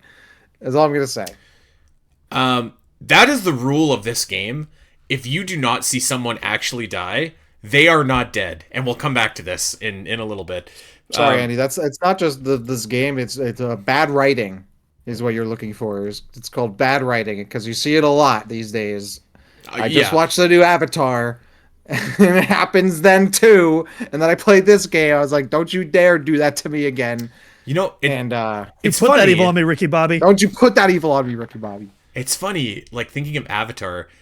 There are some comparables here, aren't there? Like, it's a movie that you go see for the incredible visuals. The story is like whatever, but like you go to see it for the visuals, and that's almost like what I would say Metroid Prime 4 is. But nevertheless, let's get there. So Samus comes back, and every single squad member is like, okay, let's go home. Samus then activates the teleporter. However, at the last moment, we have some sort of spatial anomaly, and it is Sylux. Sylux is back. You thought you'd never see him. Here he is. No way. I couldn't believe it. I was so surprised and shocked by this revelation. So it's doing some damage to this teleporter. If I was Sylux, I would have simply let Samus send everybody home and then attack her back at home base. But so all of the squad is like right up against Sylux here. They are desperately trying to contain him so that he cannot further damage the transporter. And this is a curious decision here. So literally every single Federation Marine member is there holding Sylux back as Samus is getting ready to teleport back home. And she's like, I'm out of here. I was like, so first of all, I thought that Miles was dead when Sylux shot him, and I was actually that was awesome. I was kind of like, oh no, Miles, and I was like, finally, okay. He's dead. But yeah, so Samus just leaves, and every trooper gets their moment. Their helmet pops up. They give her words of affirmation, and they're like, it's okay, Samus, go home. I think that there's an explanation for this in the game. You'll have to correct me if I'm wrong here, Doom, but like I think the teleporter was like imminently going to explode, so like Samus either had to use it right then or like not go home ever. I think that is the explanation that they give, but nevertheless, Samus just leaves everybody, and it does not exactly make her look very heroic in the ending here. I'm not gonna lie, It's pretty man. atrocious. I'm not gonna lie. I think this was as bad of a character assassination moment than many things that happened in Other M. It was that bad. Like this is one of the worst things I've ever experienced as a Metroid fan watching this. To see Samus leave people behind after this game forced these characters on me and made me try to care about them, leaving them behind multiple times in this game. Samus leaves people behind, but to leave them behind on this planet with no way home, for what? To plant the stupid fruit? For what reason? This was honestly one of the worst. I couldn't help but laugh. I could not believe it. I was so shocked. I was so bewildered by what I was seeing. This is one of the worst things. I think honestly this is up there with like Other M stuff here for character assassination. It was that bad. It was horrible. And not only that, but it's immediately teleport, roll credits. And then they roll the credits. Well, hold on. You're almost missing a key scene here, lost dude. it. Yeah, this was this was a that's how tough it scene. goes. This was a tough scene. I just like, I don't know, and it kind of goes back to what we were talking about in the Great Minds last week, where it's like you are Samus, like take care of these grievers and like beat Sylux's ass again. You just beat him 3 times in different sectors of space time here, like. Yes, I guess that the transporter was about to explode, but I don't know. And that is the last that we see of Sylux, by the way. So I want to focus on that before we move on. The last you see of all the characters except Samus. Yes, but like Sylux specifically, like so my expectation is like Sylux is going to come back for a next Metroid Prime game. That's like I'm like there is no way this can be the end to this story. There's just no way. Because and we'll get to the secret ending in a minute here, but like I was like, we didn't learn a single thing about this dude this entire game. Nothing. Not one thing, except for maybe that he was a Galactic Federation commander. That's it. And I was like, so they clearly have to bring Samus back. And to be honest with you, I was like, well, we didn't see the other 5 die, so they're probably alive somewhere too. So they're probably coming back too. I don't know, but it was a really underwhelming end to your time on Vuros. Yeah, I thought the abrupt ending for Dread was bad, and Retro was like, "No, trust me, buddy, we can do it far worse. We can have Samus not only be depicted horribly, and then we're just gonna roll credits with the fates of these characters and Sylux up in the air." That's how we're gonna end this game. Roll credits. Yeah, we have a cutscene afterward. Roll credits on that, bro. I swear to you, I was like, I'm done. I'm done with this game. I'm done with this series. I'm done with this franchise. Don't make any more Metroid Primes. I'm done. If that's how they're gonna do this game, I'm so done, man. That was so horrible. What kind of hero is Samus? Where she's gonna leave these people alive on a planet in another dimension, not just like somewhere else in the galaxy, practically another universe, no way to get home, with a psycho killer there, no way to get home. So the inference here is that this thing explodes and presumably kills everybody. Like that's the inference behind why Samus needed to go right then, because like the machine was about to explode. So presumably, everybody died. If we saw the explosion, I would have been like, hey, you know what? Maybe you're right. But even then, I still think Samus would have been someone who would have still put her life on the line somehow and been like, you know what? I'll hold back Sylux because I'm Samus, and you all go ahead. Especially after those characters had already sacrificed themselves for Samus earlier in the game. Samus never once in this game ever puts her body on the line for anybody. In the first cutscene, she's watching Federation soldiers get cut down, doesn't move an inch. Her allies leaving behind one by another. Samus just jumps into the hole, doesn't care if anyone comes with her. Has a means to get off this planet. See ya. Thanks for the help. Out of here. I mean, I'm sorry. I'm trying to hold back, but this part of the game truly struck me as a Metroid fan. I'm like, this is not Metroid. This is not it. This is not what Samus would do. I'm sorry. You're wrong. This is wrong. This is wrong when I'm watching it. I was offended. Let's hear from you, Doom. That's my cue. Um, yeah, unfortunately, you're not going to hear much better from me. I might not be as hyperbolic, but yeah, I truly thought this ending was atrocious. I was kind of like, I honestly, kind of felt like a deer in the headlights when the credits rolled. I was kind of just like, I was kind of just like stunned, but not in a positive way. And there technically is one moment where you do like the escape sequence is literally triggered because Samus sends Duke and Armstrong up while she does the escape sequence. So that's like the one time where Samus does go out of the way, but it does feel even though like the characters are basically giving their blessing for Samus to go out of there, it feels so un-Samus because of how many times in the series she does make that sacrificial call. Yeah. The big one, She's the the big one hero. the big one I think of is like Metroid Fusion, where it's like, hey, you know what? The only way to crash this, the only way to kill the X is to blow up the ship. All right, I guess I got to blow going myself down. up. Yeah. And it's Adam that has to be like, whoa, actually, you don't have to kill yourself. There's actually another way we can do this without. There's another way without to you do doing it. It's worth mentioning yeah, that she Samus- does that in Other yeah, M but- as well. Like she's willing to go to Yeah. Sector Zero.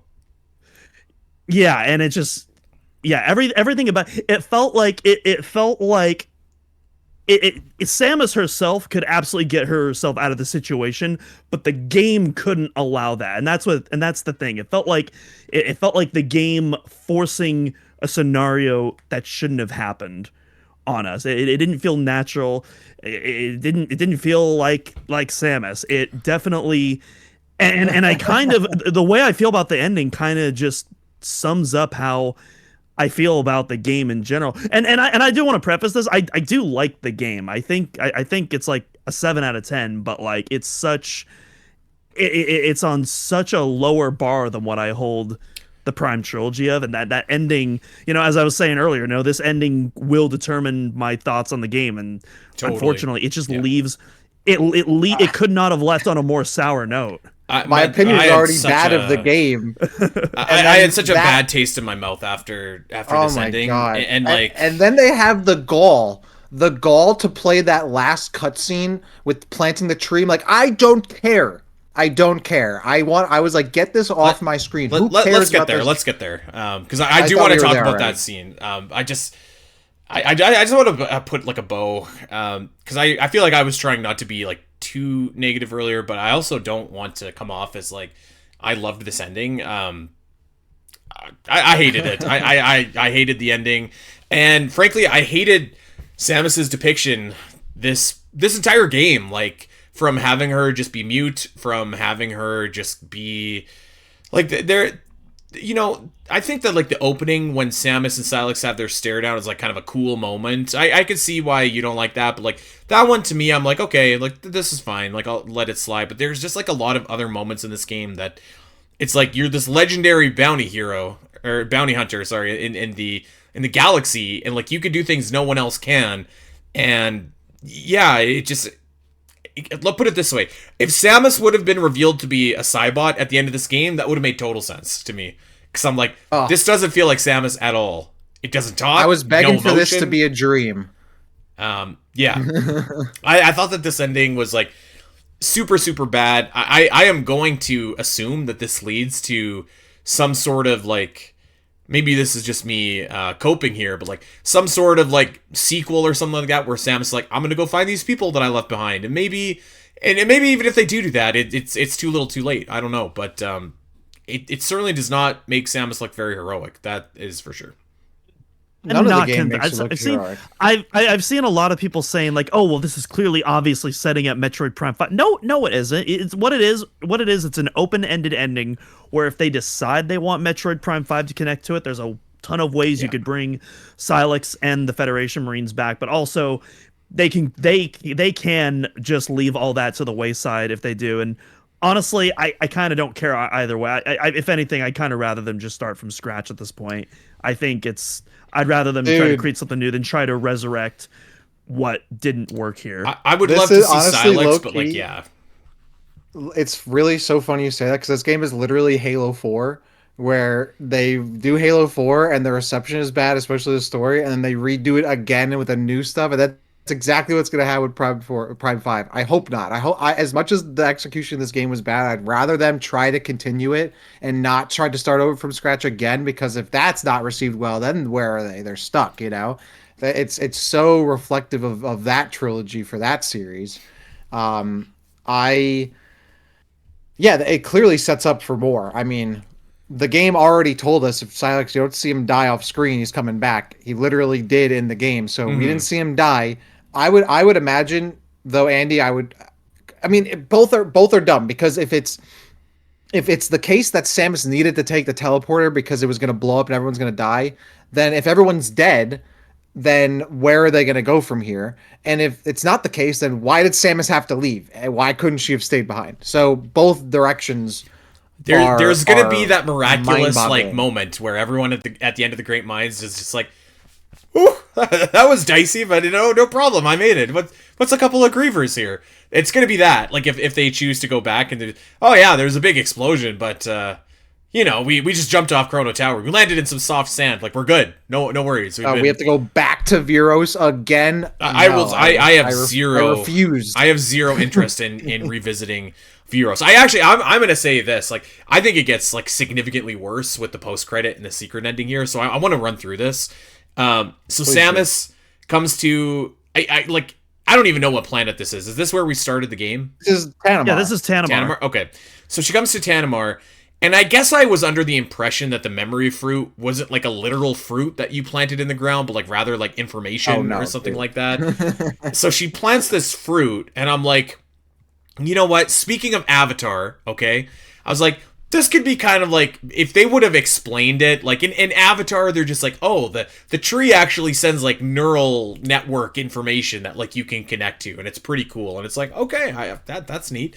But I'm like, okay, so she's just like planting this big tree. Like, is that like taking over this planet? I don't really know. She places the it's not a cross, but like the religious symbology that Takabi threw at her right at the end on the tree. And I don't know, man. I was just like, man, this sucks. And even here, I was like, okay, this is where the Lemorn are gonna come out, and like they're the bad guys, and like they're gonna set up Prime 5, and that doesn't happen. She puts her psychic crystal in the ground, and the tree just grows. So like, I don't know. Like, I guess the Lemorn are coming back, maybe. But I thought that this, like, do Lemorn grow from trees? Like, I don't even understand what they're doing. I don't know. I don't get it. The branches? Like, are they just looking for information? Like their history, their information. Who even cares about the Lemorn? Like, who even cares? Yeah. She just stuck a hard drive with their Google Docs into the planet. Who cares? So I thought that this was really bad, but I will tell you what, the absolute most egregious thing is, if you remember, I was like, okay, I've got 100% scans. Got 100% items. I'm ready for that Sylux scene. I'm waiting. Whoa. We're not ready to move on from this scene, are we? I was going to say, I just had a couple of things to say. Yeah, please. My only thing, number one, the fact that they did it after the roll credits, I was like, screw you, game, don't care. Second of all, it looks gorgeous, this cutscene. The environment, Samus's suit, looks awesome. I was like, wow, if this cutscene was attached to a game I liked, I would love this. And then the fact that she takes the guy's symbol and puts it on the tree, can't save him, but I sure can memorialize him a few minutes later on this tree. Like, that was so crazy to me. And for the fact that it was just a character that, like, who even cares about the sniper? The character she's probably had the least amount of interaction with throughout the whole group. Armstrong was her biggest fan, and Samus doesn't even do anything for her on the tree. Meanwhile, this guy who doesn't care at all about anything except his religion and snipers and campfires gets memorialized at the end. Not even Miles, the guy who was with her from the beginning, because they didn't give her some cool trinket. I thought that was so... Yeah, I was like, what are we doing? What are we doing here? It was let me stick up badly for written Takabi here for fan fiction. Really bad Metroid fan fiction is what it was. I will say, I'm gonna assume that you did not do this, but if you do get 100% items, I've seen the cutscene. You have a couple cutscenes with Takabi, so like I can accept okay. that. Yeah. Okay. All right. Like Fair we're enough. not talking like heart God to forbid heart. that was in the main game. No, but Well, no, like it you is in the could, main like, game, but you just have to get like if it- the expansions to get it. if I was with the three of you guys and we were in a burning building and I was like, you know what, guys, I'm out of here, leave you behind, and then I went to like your memorial and like put like a Andy little thing next to what I hose could have on saved you, I'm like, that's crazy. That's so insane to me. That I would. That's so offensive. I'm like, how could you do that? And I just think of the same way. Like that's so crazy. Yes, it's hot in know? here, guys. See you later. Like, Yeah, like that's just. I'm like, you know what, guys, I'm sorry, but I'm Yeah. out. Bring bring like a portable AC to your grave or something. Like, Yeah, like what? I thought this stunk. Here's where I stand. I wasn't mad that she put Takabe's little talisman or whatever it is on the track. I was more so mad what we didn't get, because at this point it was very obvious. Like, okay, the game just clearly forgot about the space pirates and the Metroids. The Lemorn, Oh my God. were played entirely. The Lemorn were played entirely straight, zero twists at all whatsoever. Even though, and I never thought that they would actually be related to Metroid Prime, but towards the end of the game, there's a couple of cutscenes where like the camera zooms in on their face, and it's like, bro, that's Metroid Prime, like 100%. It's like, nope, not doing anything with that. So at this point, it was less about what I was seeing and more what I was not seeing that I was mad about. Like That's a great point. I want to revisit Takabe that thing. in a minute. Like that. No Sure, space, yeah. no space pirates at all. Where did they go? Nowhere. The Metroids, they're part of a boss. They're not. We don't see them again. Like the game forgot. Irrelevant. I mean, well, again, it's like bad fan fiction. You know how many like amateur scripts I've written or like fan fiction things I've written where like someone establishes something and then it's just never brought up again because they forgot about it. Like that's literally the vibe I got from here. That like when they were writing the end of it or they're putting the end of it together, they either forgot about the Metroids and the Space Pirates, or the game's development was so foobarred that by the time they got to that part, they were like, "Oh my god, we have no space pirates and Metroids. There's nothing they could do about it at that point." Like I just, not that I need Metroids to be in the Metroid game at this point. I think we've gotten past that, but they are in the game and then just never show up again. Yeah, they're clearly set up in a way where it feels like there should be an important payoff in the end. At least the Metroids. I would say the same thing for the Space Pirates too, but at least the Metroids, nothing. I want to come back. Anyways, to that. I was about to say, I know you wanted to talk about. Well, because I have a list of things that I want to go over actually, and that's on there. But you know what? I do actually. I want to say, because I want to give a positive mark here. I really like the what's the word I'm looking for? How Samus looks, like her face, like the character render. Oh without yeah. her helmet. Oh yeah. That's like think one of the looks best really looking cool. Samus. Yeah. Like aside from how I missed gorgeous the that, I cutscene guess. is. Usually, I feel like that's part of the Samus looks weird when she just has like her helmet off, and it looks like the head is like copy and pasted on the armor in the other Metroid Prime games. I thought that this one looked really good, so I want to say right that now. before I start on what's next. Yeah. Yeah, which by the way, it is funny looking back now. I remember when we first saw the demo and I was like, I don't know if this is pre-rendered or not. Playing this on a big screen, you can tell exactly what is pre-rendered and not pre-rendered. This cutscene is very clearly pre-rendered. Looks absolutely phenomenal. I don't know if it's realistic, but I hope that like if there is a Metroid Prime 5 Switch 2 exclusive, maybe this is what it could look like, but that's probably getting my hopes up a little too high, because the pre-rendered cutscenes look absolutely insane. But even aside from how gorgeous, the model quality is, just the actual art direction and design of Samus's face, like I think this might be I think this might be one of my favorites. Okay. Yeah, I think I'm looking at it right now. Yeah, they didn't mess that up. There's a W. They didn't mess that up. Let's talk about an L. Let's talk about what's next. You beat the game, okay? 100% scans, 100% items. I know that there is a cutscene that is supposed to shed some light on Sylux's character, and I'm waiting. Even after this game is over and Samus has left all of her friends to die and we've planted that crappy tree, and I'm just like, what is happening? I'm just like, man, if maybe there's like a really cool Sylux reveal incoming here. and the game is over and it ends and I'm back on the main menu and I'm like, what? So I put it away and I'm like, man, that was brutal. Like that. Sam was with me. Like we played the ending together as a family. Like Link was there, Zora was there, all of us are there watching it. And it's like everyone knows that it was no good, but I'm just like, oh.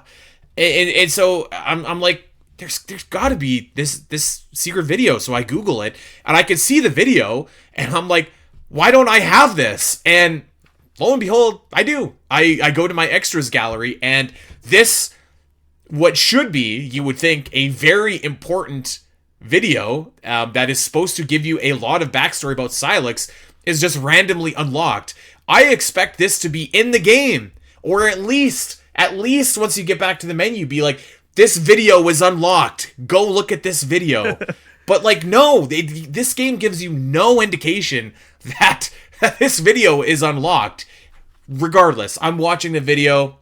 Video looks great, and I'm like, okay, cool. So here we go. It's an expanded version of the flashbacks that you've been seeing of Sylux, and he is some sort of commander, Galactic Federation commander, and he's got his squad, and they're marching in on a space pirate facility that has some kind of weapon, and the kind of like nuke shooter or something. Like, something. What is that? I don't know. Where did they get that from? It looks pretty cool. It's a cool looking weapon. But his commander's like, hey, you gotta hold back. We got Samus coming in for this. Makes total sense. And he's like, no, we're going in. And space pirates activate their nuke shooter and everything gets nuked. And Samus comes in later, and I kid you not, with one charge shot from like a football stadium away, destroys this like amazing weapon that they have. And Sylux is all pissed off for reasons unknown. And I was like, this is it. Okay. I couldn't believe it. I was like, is this supposed to explain who Sylux is, or what his motivations are, or why he hates a Galactic Federation? Because it doesn't. He was a little mad. Like, he was a little mad that he had to do his job as a soldier that he signed up to do. I'm going to read you guys something that I read on a YouTube video watching this clip. And someone's like, you don't get it. He's mad because he wanted the weapon, and his men died for the weapon, and Samus came in and just blew it up, making their sacrifices mean nothing. And I'm like, you know what? Bullshit on that, okay? That is not in the game. It's not like, this is so... I couldn't believe it. I was just like, we have waited 18 years for like information about Sylux. And I will say, even if you didn't explicitly reveal, you know, like who Andy, Sylux by the way, I'm is. editing this episode, so you can make it easier for me. That would be great. You're right. Well, you know what? So, Leave it in. Editing duties back. If you want the editing duties back, you can set it all you want, but I don't want to dig around for this crap. You know what? Can we all agree this is a collectively, like, this is a BS moment, though? Like, I mean, Yeah. this was horrible. I was so disappointed. I could try to understand what they were trying to do, which was, I'm giving this so much credit, and this is probably not even it, but the most positive interpretation I could give this is Sylux was being sent in two ways. Either one, Sylux wanted the glory of taking over this weapon and being successful, and didn't want to be overshadowed by Samus, who comes in, saves the day, steals all the glory. Dumb, but that's I think what they were going for. Or what I think would have made, I agree, I think that's stupid, but I think that's what they were trying to do. What I think would have been better is if, and maybe this is what they were trying to do, is that Sylux was being sent in there, and his men and women and whoever, to die, essentially. Like, in that scene, whether he pulled back or not, that nuke thing was destroying them. Like, whether or not Samus got, like, they weren't making it. If Sylux defies orders or goes in 5 minutes early, that thing was, like, 2 miles away. There's no way they were getting out in time. But, so I could understand if Sylux's thing was, I was a Galactic Federation soldier, the Federation used me and my men and women and whomever as expendable and sent us in to die, and then Sylux gets to come in, clean up the mess, and live, right? Yeah. And whatever. If that was the idea, and they did more with that, I would have been okay with that. Even though that's not what I was hoping for, maybe expected. I would have been okay with them being like, you know what? They sent me in to die. They've sent us all in to die for what? For what reason? If Samus can just come in here and save the day anyway, why are we all dying? And maybe he doesn't necessarily hate Samus because of anything specific, but more so she's like a representation of the Federation and what it does. Sure. And you know what? If they did that and they played with it more and expanded on it more and really sold that, I think that would have been okay. But to just have this one scene where Samus was not saving anybody, like that thing was going off.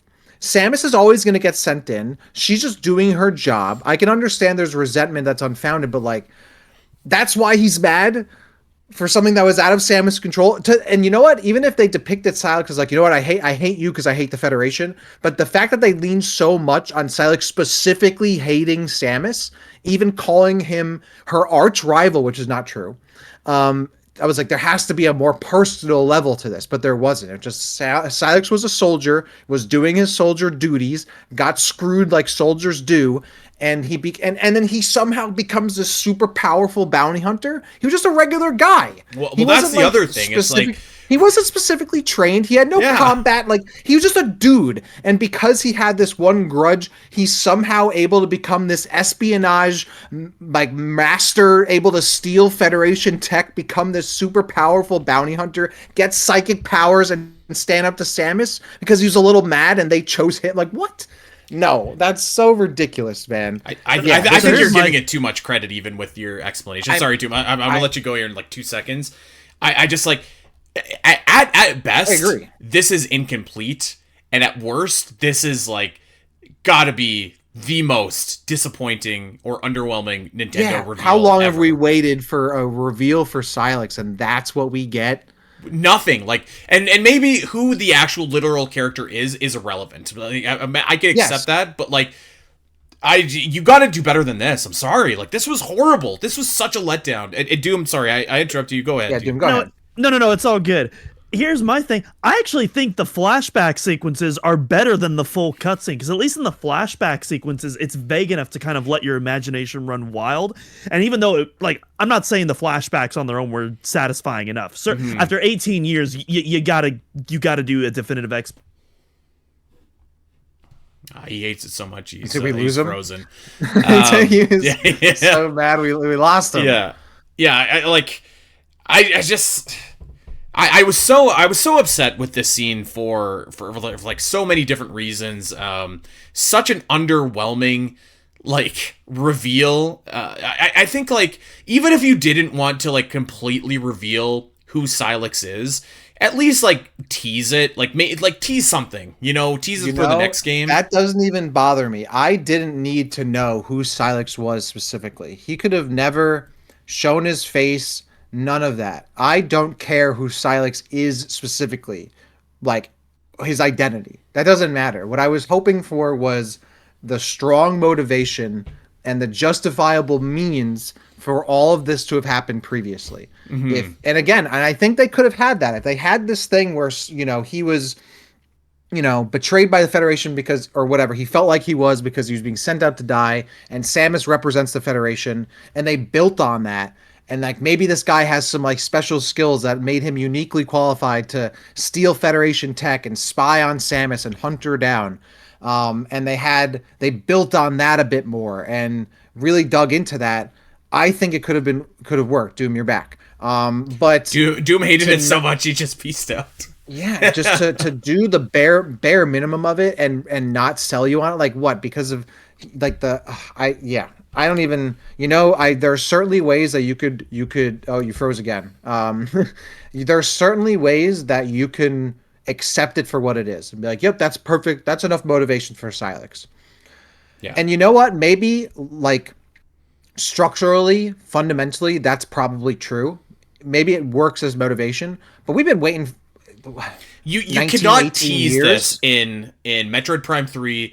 Yeah, and Metroid Prime, I guess, Hunters and Metroid Prime Federation Force, and not pay it off to some degree. Sylux is not an active participant in the story. He just sits around. There's no... Okay, so he was a Galactic Federation soldier or commander. Great.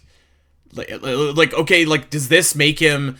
Does this incident really create that much of a grudge? Like, I don't know. Like, it also almost doesn't even make sense from a way, because if you're looking at it from the perspective of he's mad at he has to only be mad at Samus, because if he was mad at like the Federation for letting him and his like troopers die or whatever, why is he like maybe he would have a more gentle hand with the other Federation troopers who are just soldiers just like him doing his job in that cutscene, but he's also mad at them. Like, they didn't do anything to you. To be honest, like, he just seems kind of like a prick, and that's his villain arc, and it's like, okay. And you know what? If you could just say and be like, you know what? He's not thinking logically. He's just so angry. I'm like, that's fine. But like, man, I waited 18, 19 years for something way more compelling, way more really like, that's going to really hit me. And not in a way of being like, I'm Samus, I'm your brother, but more like just a really compelling thing where there was no question of his hatred for Samus and the Federation. Where the second I see that, I'm like, you know what? I buy it. I understand. I don't necessarily agree, but I understand. But to see that and be like, that's it, that's all that happened, you know, and that's the grudge he's held this whole time, and not even explaining how he's able to accomplish all the other stuff in the middle. But I thought this was like unforgivable almost. Like, can't wait to learn more about about Sylux and Metroid Prime 4. Can't wait to learn more about Sylux and Metroid Prime 5. Like, Doom, we had some snafus. Finish your thoughts. You're back. Am I back yet? Yeah. We can see you. Yeah. Okay, cool. All right.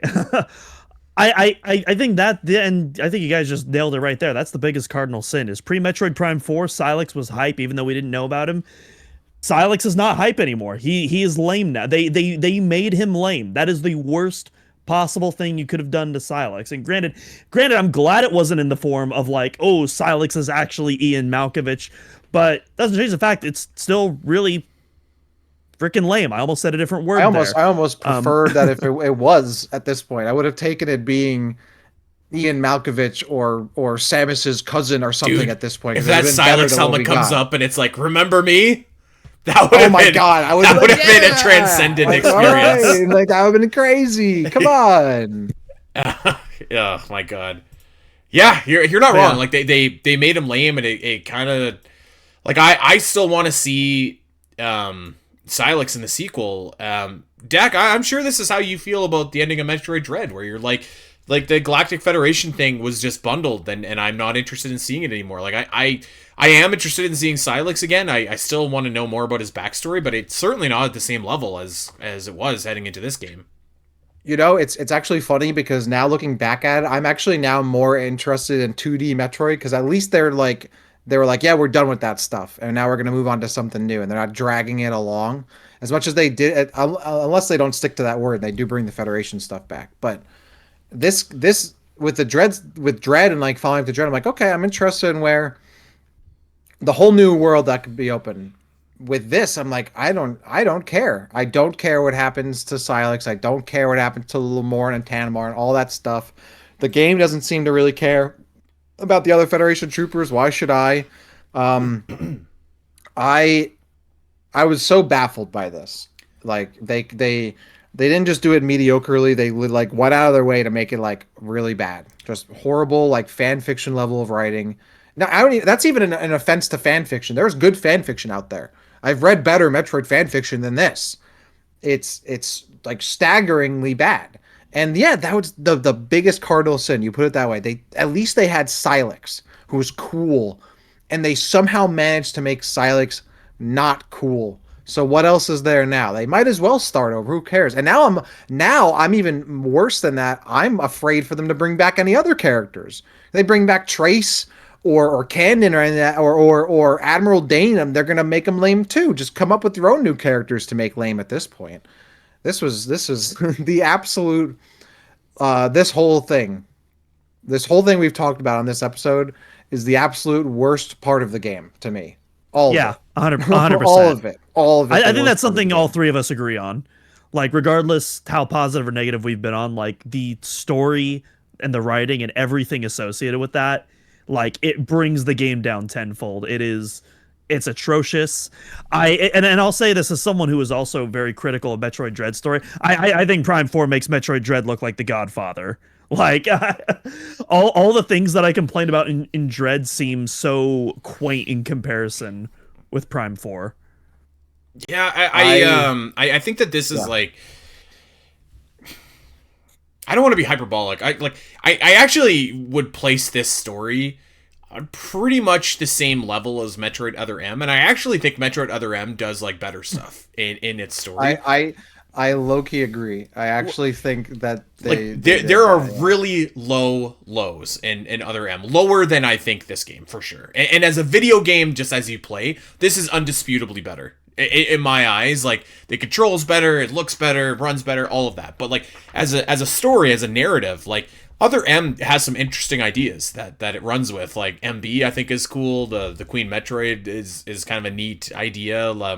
The Among Us subplot, like there's like, if you were to say like, oh, I'm worried about Metroid Prime's plot getting spoiled, what would you worry about getting spoiled? Because there is no plot. There is no plot. All right, tell me if you've heard this one before. A long time ago, there lived an advanced alien species, more advanced than you could possibly imagine, until one day a dastardly substance came and corrupted them, and they tried so hard and got so far, but in the end it didn't even matter, because the substance was corrupting all of them, and it was but before it was too late, they had a prophecy. A chosen one would come and save them from the brinks of nowhere before they mysteriously disappeared. Now, tell me, was I just describing the plot of Metroid Prime 1 or Metroid Prime 4? I mean, that's the problem, isn't it? Like, the Lemorn are a stand-in for the Chozo. The planet Vuros, which is supposed to be this like really out of space, out of time planet, looks basically exactly the same as Talon 4 in terms of like its areas and stuff like that. Green energy is never followed up on. It's basically like calling Phazon the blue stuff, if you really wanted to go there. And Samus just kind of immediately being the chosen one. But those aren't the only problems too. Like I actually said earlier in the episode, like if you were to watch just the trailers, you'd probably have these expectations going in. Who is Sylux, and why does he hate Samus and the Galactic Federation? Do you have an answer to that? Nope. Sorta, but I don't like it. It's pretty lame. Well, you know what? I will say this. So like somehow, so like there's a difference between you don't get an answer to it and you get a bad answer to it, and somehow this is both. Like you get a really bad reveal, but then you don't get enough context to make it like an informed opinion of that either. So like I'm marking this one as incomplete. The Metroids in this game are like who can forget Sylux walking in with those two Metroids, that guitar riff, and that was space pirates. That was awesome. The space pirates, yes, that's curious. I'm not gonna die on that hill. Like that one to me is like whatever, but the Metroids to me feel like inexcusable because they are not in the game at all. Technically, that's not true. Actually, they are a part of the. They are a part of the bosses. They're a part of the bosses, but how? There's no logical way. If Sylux is in that tank the entire game, there is no possible way for those Metroids, which we only see two Metroids, by the way, to get to those bosses. It does not make sense. Maybe you can say Cybots. I mean, maybe, but like that's and like I think like the Lemorn and the planet Vuros, like you're like, yeah, Vuros is just like another planet. It's just not charted. There is an official from the Nintendo of Japan website, like instruction booklet that you can download for Metroid Prime 4, and that explicitly says that Vuros is in another dimension.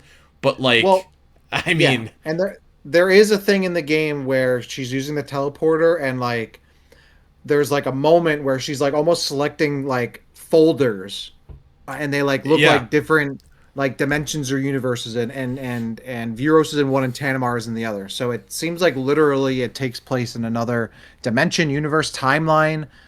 No idea. Leave it up to the imagination. Which at that point I was like, I don't even care. But like what? Okay, so Vuros is in another dimension. Like, what does this game do with that? Does this feel any different than the planet Aether? Like, or the planet Talon 4? No. I mean, I would say Aether, whatever, like that feels way more alternate dimension-y because that actually plays a role in the gameplay. Like you're actively going back and forth between dimensions, and even though the rooms are similar enough, but also very different, decaying, enough to where, it does feel like this almost nightmarish version of the other place. Whereas, Viros, Dimension or not, like it could have just been any place, really. Yeah. Yeah. I mean,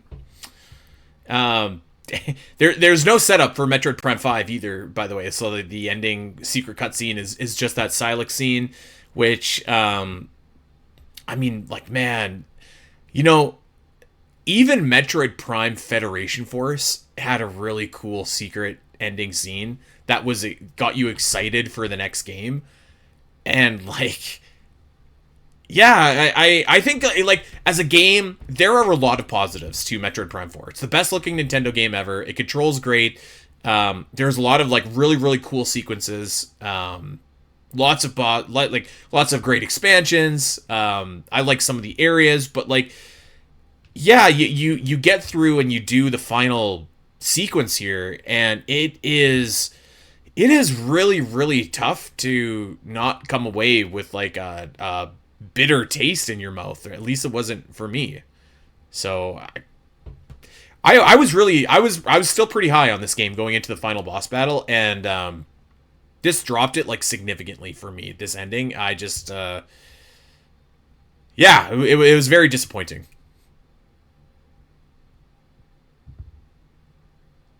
Yeah, and you know what? And no Ridley. No Ridley. Yeah, they're all, no Ridley. Like, come on, man. They made me fight stupid nano machine dragons. Can't let me fight the actual dragon in the series. That's like stuff like that. Like how they interpreted Sylux's character in some ways, how they interpreted Samus's character, the lack of some stuff, the fact that we're just regurgitating things in the previous games. Like, almost to me, literally feels like the people who worked at this game, like, are not Metroid fans or have very surface level understandings or experience with the series. Like, some of it just stands out too much for me to really feel otherwise. It was not made by, like, a team that would, like, you know what, I won't even go that far because I don't know what the development issues were entirely, and I don't want to, assume, like, there could be people who love Metroid or worked in the game and maybe their vision was stifled, fine. But the end product, I unfortunately hate to say it, does not make me feel confident that the people working on the game right now at Retro Studios and Nintendo and all these other studios understand Metroid. And that makes me feel very disappointed and not excited for what comes next, to be quite honest with you. If they don't make another Metroid Prime after this, I will be like, that's fine. It had a run. It was good. It had a cool run. But after playing Metroid Prime 4, I don't want more of it.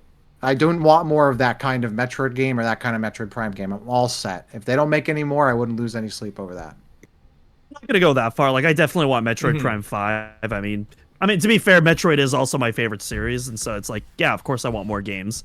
But I want more 2D games. I will say, I love Metroid, period. But what I will say though is, I do agree in the sense that I think of all the biggest disappointments, that to me is the biggest disappointment, is that up until now, Retro Studios had, in my opinion, like, one of the greatest track records in the industry. Like, Metroid Prime Trilogy, like, I've said this before, my least favorite game is Corruption. That's still like a 9 out of 10 for me. I freaking love Prime 3. The Donkey Kong games are terrific. Tropical Freeze in particular, I think, is one of the best 2D platformers ever made. That game is incredible. And even Mario Kart 7, they co-developed that game with Nintendo. But Mario Kart 7, it's a solid Mario Kart game. But yeah, Metroid Prime 4, it's the first time I've walked out of a Retro Studios game left disappointed, and especially a game like Metroid Prime 4, which was so anticipated. Like, yeah, I feel really burned after this experience. And again, that's not to say that I didn't like it. I would still give it a 7 out of 10. That ain't a 9 out of 10. That is far, far away from a 9 out of 10. And while I cannot wait to talk about the Famitsu article, because there definitely is a lot of stuff there that definitely contributed to this, that definitely made me a bit more understanding reading this. Yeah. I'd also be lying if I said that I wasn't nervous about the future of Metroid Prime after something like this. Yeah, I think so, and we'll definitely do, like, what we want from Metroid Prime 5. I actually have, like, no doubt that there will be a Metroid Prime 5. A lot of people are like, there will be another one. Yeah, and I'm excited for it, because I think that, again, for that Famitsu article, my takeaway is almost that it was, like, almost an apology from Nintendo to explain like why some of the things ended up the way that they did in this game. And I do like we all know there was a lot of stuff going on with this game that maybe that was hard to break away from, but like the thing that burned me the most about this game wasn't the level design. I can put up with that. It wasn't even the hints from like Miles when you're on the bike in just like the end game. Like it's annoying, but I can deal with that. But it was like the complete, like almost like a bait and switch story. Like it's like they lured you in with Sylux and Metroids and this really mysterious planet, and they just weren't interested in telling that story in this game. Like they were like, no, we'd rather focus on these Federation troopers and the Lemorne for as much as they even focus on the Lemorne. So I think that is like probably the thing that can be like, it's not like the story was going horribly and that's why they needed to restart the game. So like I do have a little bit of trepidation, but at the same time as well, like I do think that like Nintendo takes feedback like pretty well. I would say they're for the most listening part to this show. I hope they are too, damn it. If they were listening to this show and our run of Metroid Prime 4 episodes and just addressing everything we complained about, they would have like a perfect game. They would, wouldn't they? Like there's yeah. No, but I mean, like I think like they will take like the feedback here, and you could be worried about how they take the feedback because I think I don't know which one of you said it a couple weeks ago, but like it seems like Nintendo learned all the wrong lessons from Other M, where they made Samus into a mute robot. So like you could be worried about like what might come after, but I do think that they'll take this feedback, and I think that Famitsu article already is kind of like, yeah, like we got another one in us, and hopefully we're gonna do better. That's my interpretation as a struggling Metroid fan here. Yeah, I mean, I wish them the best of luck. I don't want them to fail. I want them to make good games, but this is the lowest I've felt as a Metroid fan since like Other M. To be quite honest with you, like, and that's why I mostly care about 2D now, because you know what, Dread let me down story wise, and the soundtrack, but the rest of the game was great. But there's literally no aspect of this game that I really truly like enjoyed. Like, I'm gonna be straight up with you. Like, the gameplay itself is very passable. It's fine. It's the bare minimum Metroid Prime gameplay I could possibly get. In that regard, it's fine. But after 20 years, I was expecting way more innovation, way more impressive stuff. The level design is poor. The soundtrack is forgettable. Some of the new stuff feels not fleshed out or not implemented very right. The open world hub was bad. Too many reused themes and tropes. Such a letdown on the story, both with Sylux and Samus and the actual plot. A lot of stuff feels dated in the game, which I think even the article alludes to, and like it's very dated, not just for a game that maybe should have came out 20 years ago, but 10 years ago. If it's your first Metroid game or your first Prime game, I'm sure it's perfectly fine. And you know what? I feel bad for Metroid fans out there who maybe enjoyed this game, or it was their first game and they thought it was great. I'm sorry, but as someone who's been playing these games since I was in elementary school, this was one of my least favorite Metroid experiences, and it's something that I unfortunately am not really looking forward to going back to. I'm going to try hard mode, because for all Metroid games, it's really the way to play it, but I've never felt so unenthused for what's next for the franchise in quite a long time. And that's a real shame, because I have looked forward to this game for so long. We're doing the Omega Metroid podcast, right? Like we don't talk about other stuff here. So I'm like, wow, what a killer. What a cooler. It's such a dampener to me. It's such a shame. We do talk about Kirby on occasion. You're right. We do talk about Kirby, and we do talk about bad movies sometimes. We talk about wrestling sometimes. And part of me is like, maybe that's what the show needs to be. The Omega Metroid Kirby wrestling bad movies show, because there would be other stuff to talk about that I'd be more interested in. Because, wow, I literally just finished the game like a day ago. This game came out almost a month ago. I was only really finishing it to do the show. That was what carried me through it. Yeah, I at this point I would give it like a 6, okay. Maybe a 7. Your final thoughts, too. By the way, I don't think I ranked. I think I'm with you, Doom. I'm probably in like the 7, maybe 7.5 territory. Yeah, I'm at a 7. My heart, just because of how badly the story was fumbled, my heart wants to go lower, but like in a world of Other M and Federation Force, I can't logically go that low. So it's a 7, but I will say it's a pretty low 7 for me, I think. Yeah. Well, there it is. I will say too, like a lot of my Zelda Dungeon colleagues have played this game. Actually, so I was at Christmas dinner, and my cousin, I saw a copy of Metroid Prime 4 around, and I was like, oh, cool. Like, let me know what you think when you beat it, because I'm really curious how this is. But a lot of my colleagues at Zelda Dungeon and just like people I know have been playing this game, and I will say I have not really seen a lot of positivity about the ending specifically. I've seen some positivity about the game, like in general, but like the ending, I think everyone is kind of just like, what are we doing here? So it'll be curious to see. I'd put it this way: if you enjoyed the ending, that's awesome, and I'd love to know like what stuck out to you about the ending that you enjoyed. But yeah, this was a low point for me. I'm not gonna say it was like as low as Metroid Other M. I remember being actively like Metroid Other M and Spider-Man 3 were the two experiences in my life where I was like actively Spider-Man 3 is embarrassed. great. No, that movie was trash. But It was awesome.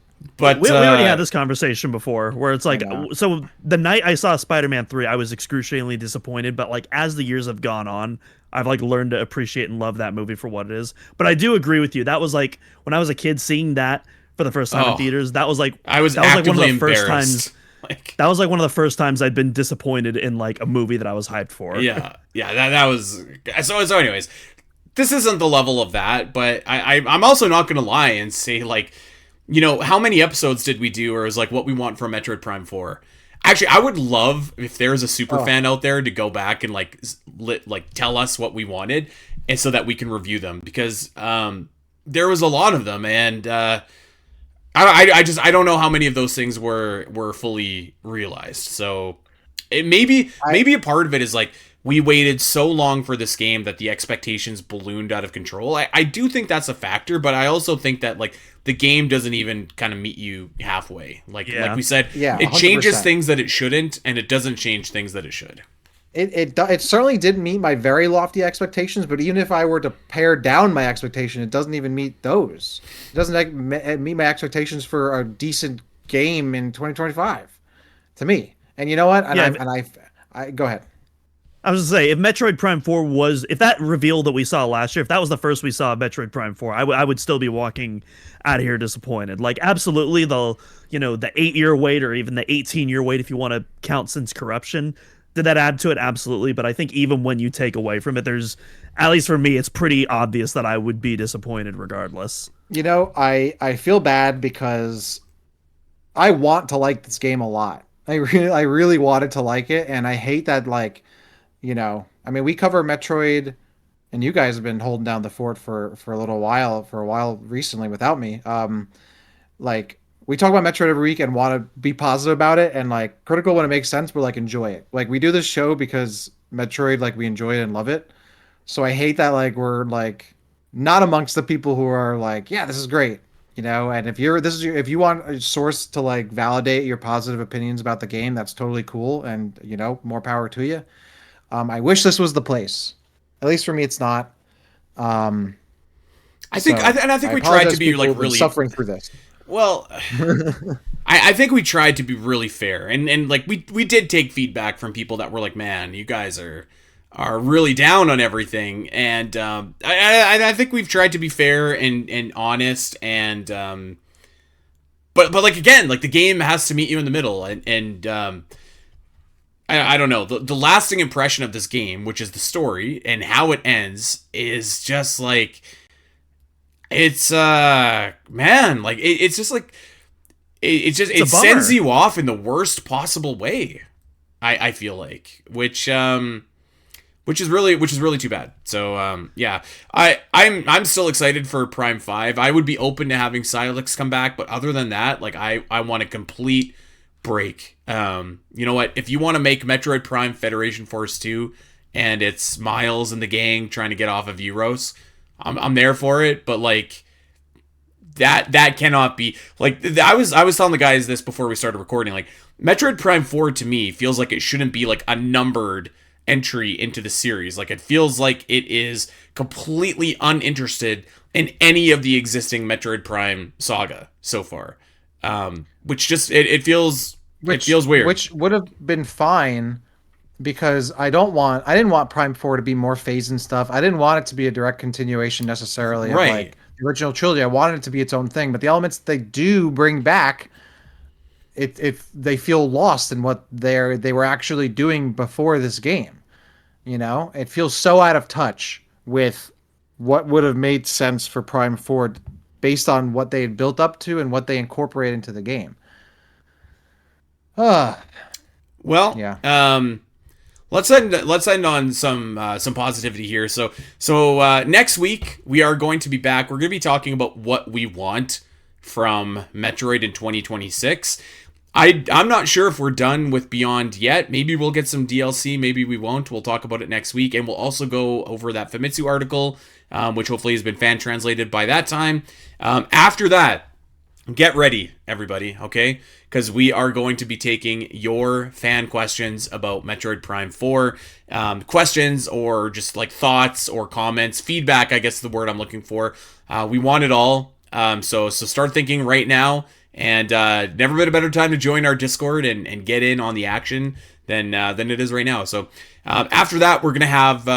we haven't mapped it out completely yet, but I mean, we're going to have some boss rankings, some area rankings, I don't know, some other stuff from the game, and lots of cool stuff to look forward to over the next couple of weeks here as well. And for anybody that wants it, I was telling Doom I'm like 3,000 words into an essay about the ending of the game here. So if you want to read this in a more articulate form, that will be up on OmegaMetroid.com as well over the next couple of days. But yeah, that is the end of our Metroid Prime 4 journey. We're not done with the game yet. We are going to talk about some of the other things, but an interesting journey it's been from back in 2017 up until fittingly our last episode of 2025. So 2026 is looking up, baby. We're starting new. We're starting with good vibes next week, and we'll talk about what we want from Metroid in the new year.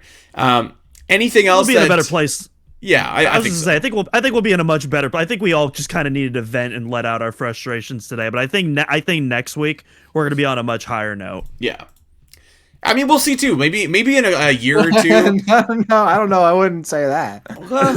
We'll see how this game ages and how our opinions may shift or change, and we'll revisit it in the coming months, years, all that kind of stuff. But yeah, for right now, it is hard not to.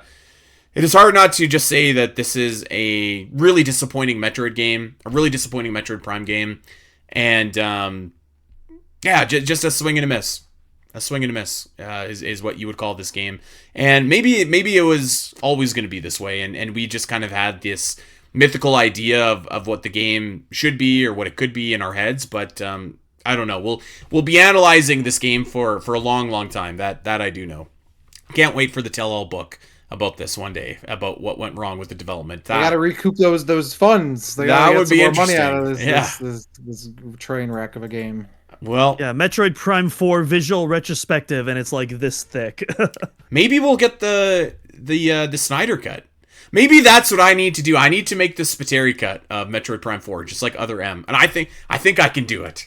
I think I can do it. Dude, you know what? Anybody could do it. Your Other M cut was unironically really good. I'd totally be down for the Metroid Prime 4 Spiteri cut. Okay. I think it would be fun if all of us put together our ideas of what the Prime 4 story should have been relative to what the pieces we had, not like just a random different story. You have to work within the premise of the existing game. Yeah. I think not, because it's so doable. It's so easily doable. So question in this theoretical episode, which actually we pretty much did this. Dak and I pretty much did the same thing for Metroid Dread a few years ago. But in this theoretical cut, are we allowed to revive the Lamorne is Metroid Prime theory, or is that also off the table because that's not in the game? Yeah, dude. I just mean it can't be something where like you're introducing people or characters that weren't in this game, or Yeah. But like if it's an idea based on a character that's already in the game, absolutely. Yeah, you Oh, work okay. within the box, the premise here. The premise being like Samus and Sylux are transported to this mysterious planet Vuros, Yeah, and she the has premise should be Metroids. necessarily the same. Yeah, there you go. Okay. So I was gonna say, because spoiler alert, if we are rewriting it, I'm definitely incorporating that into my my script. So well, we hope that everybody enjoyed this this 2-hour extravaganza, this finale to Metroid Prime 4 Beyond. I think, you know what, it was a disappointing game, but I think that this is a great way to end 2025 and a great 300th episode as well. So I'm happy that we got to do this. I think it's so funny that this is our 300th episode. I mean, could there be a bigger occasion than the Talk about finale the of ending Metroid of Prime Metroid 4? Prime 4. Yeah, you're right. You're Yeah. totally right.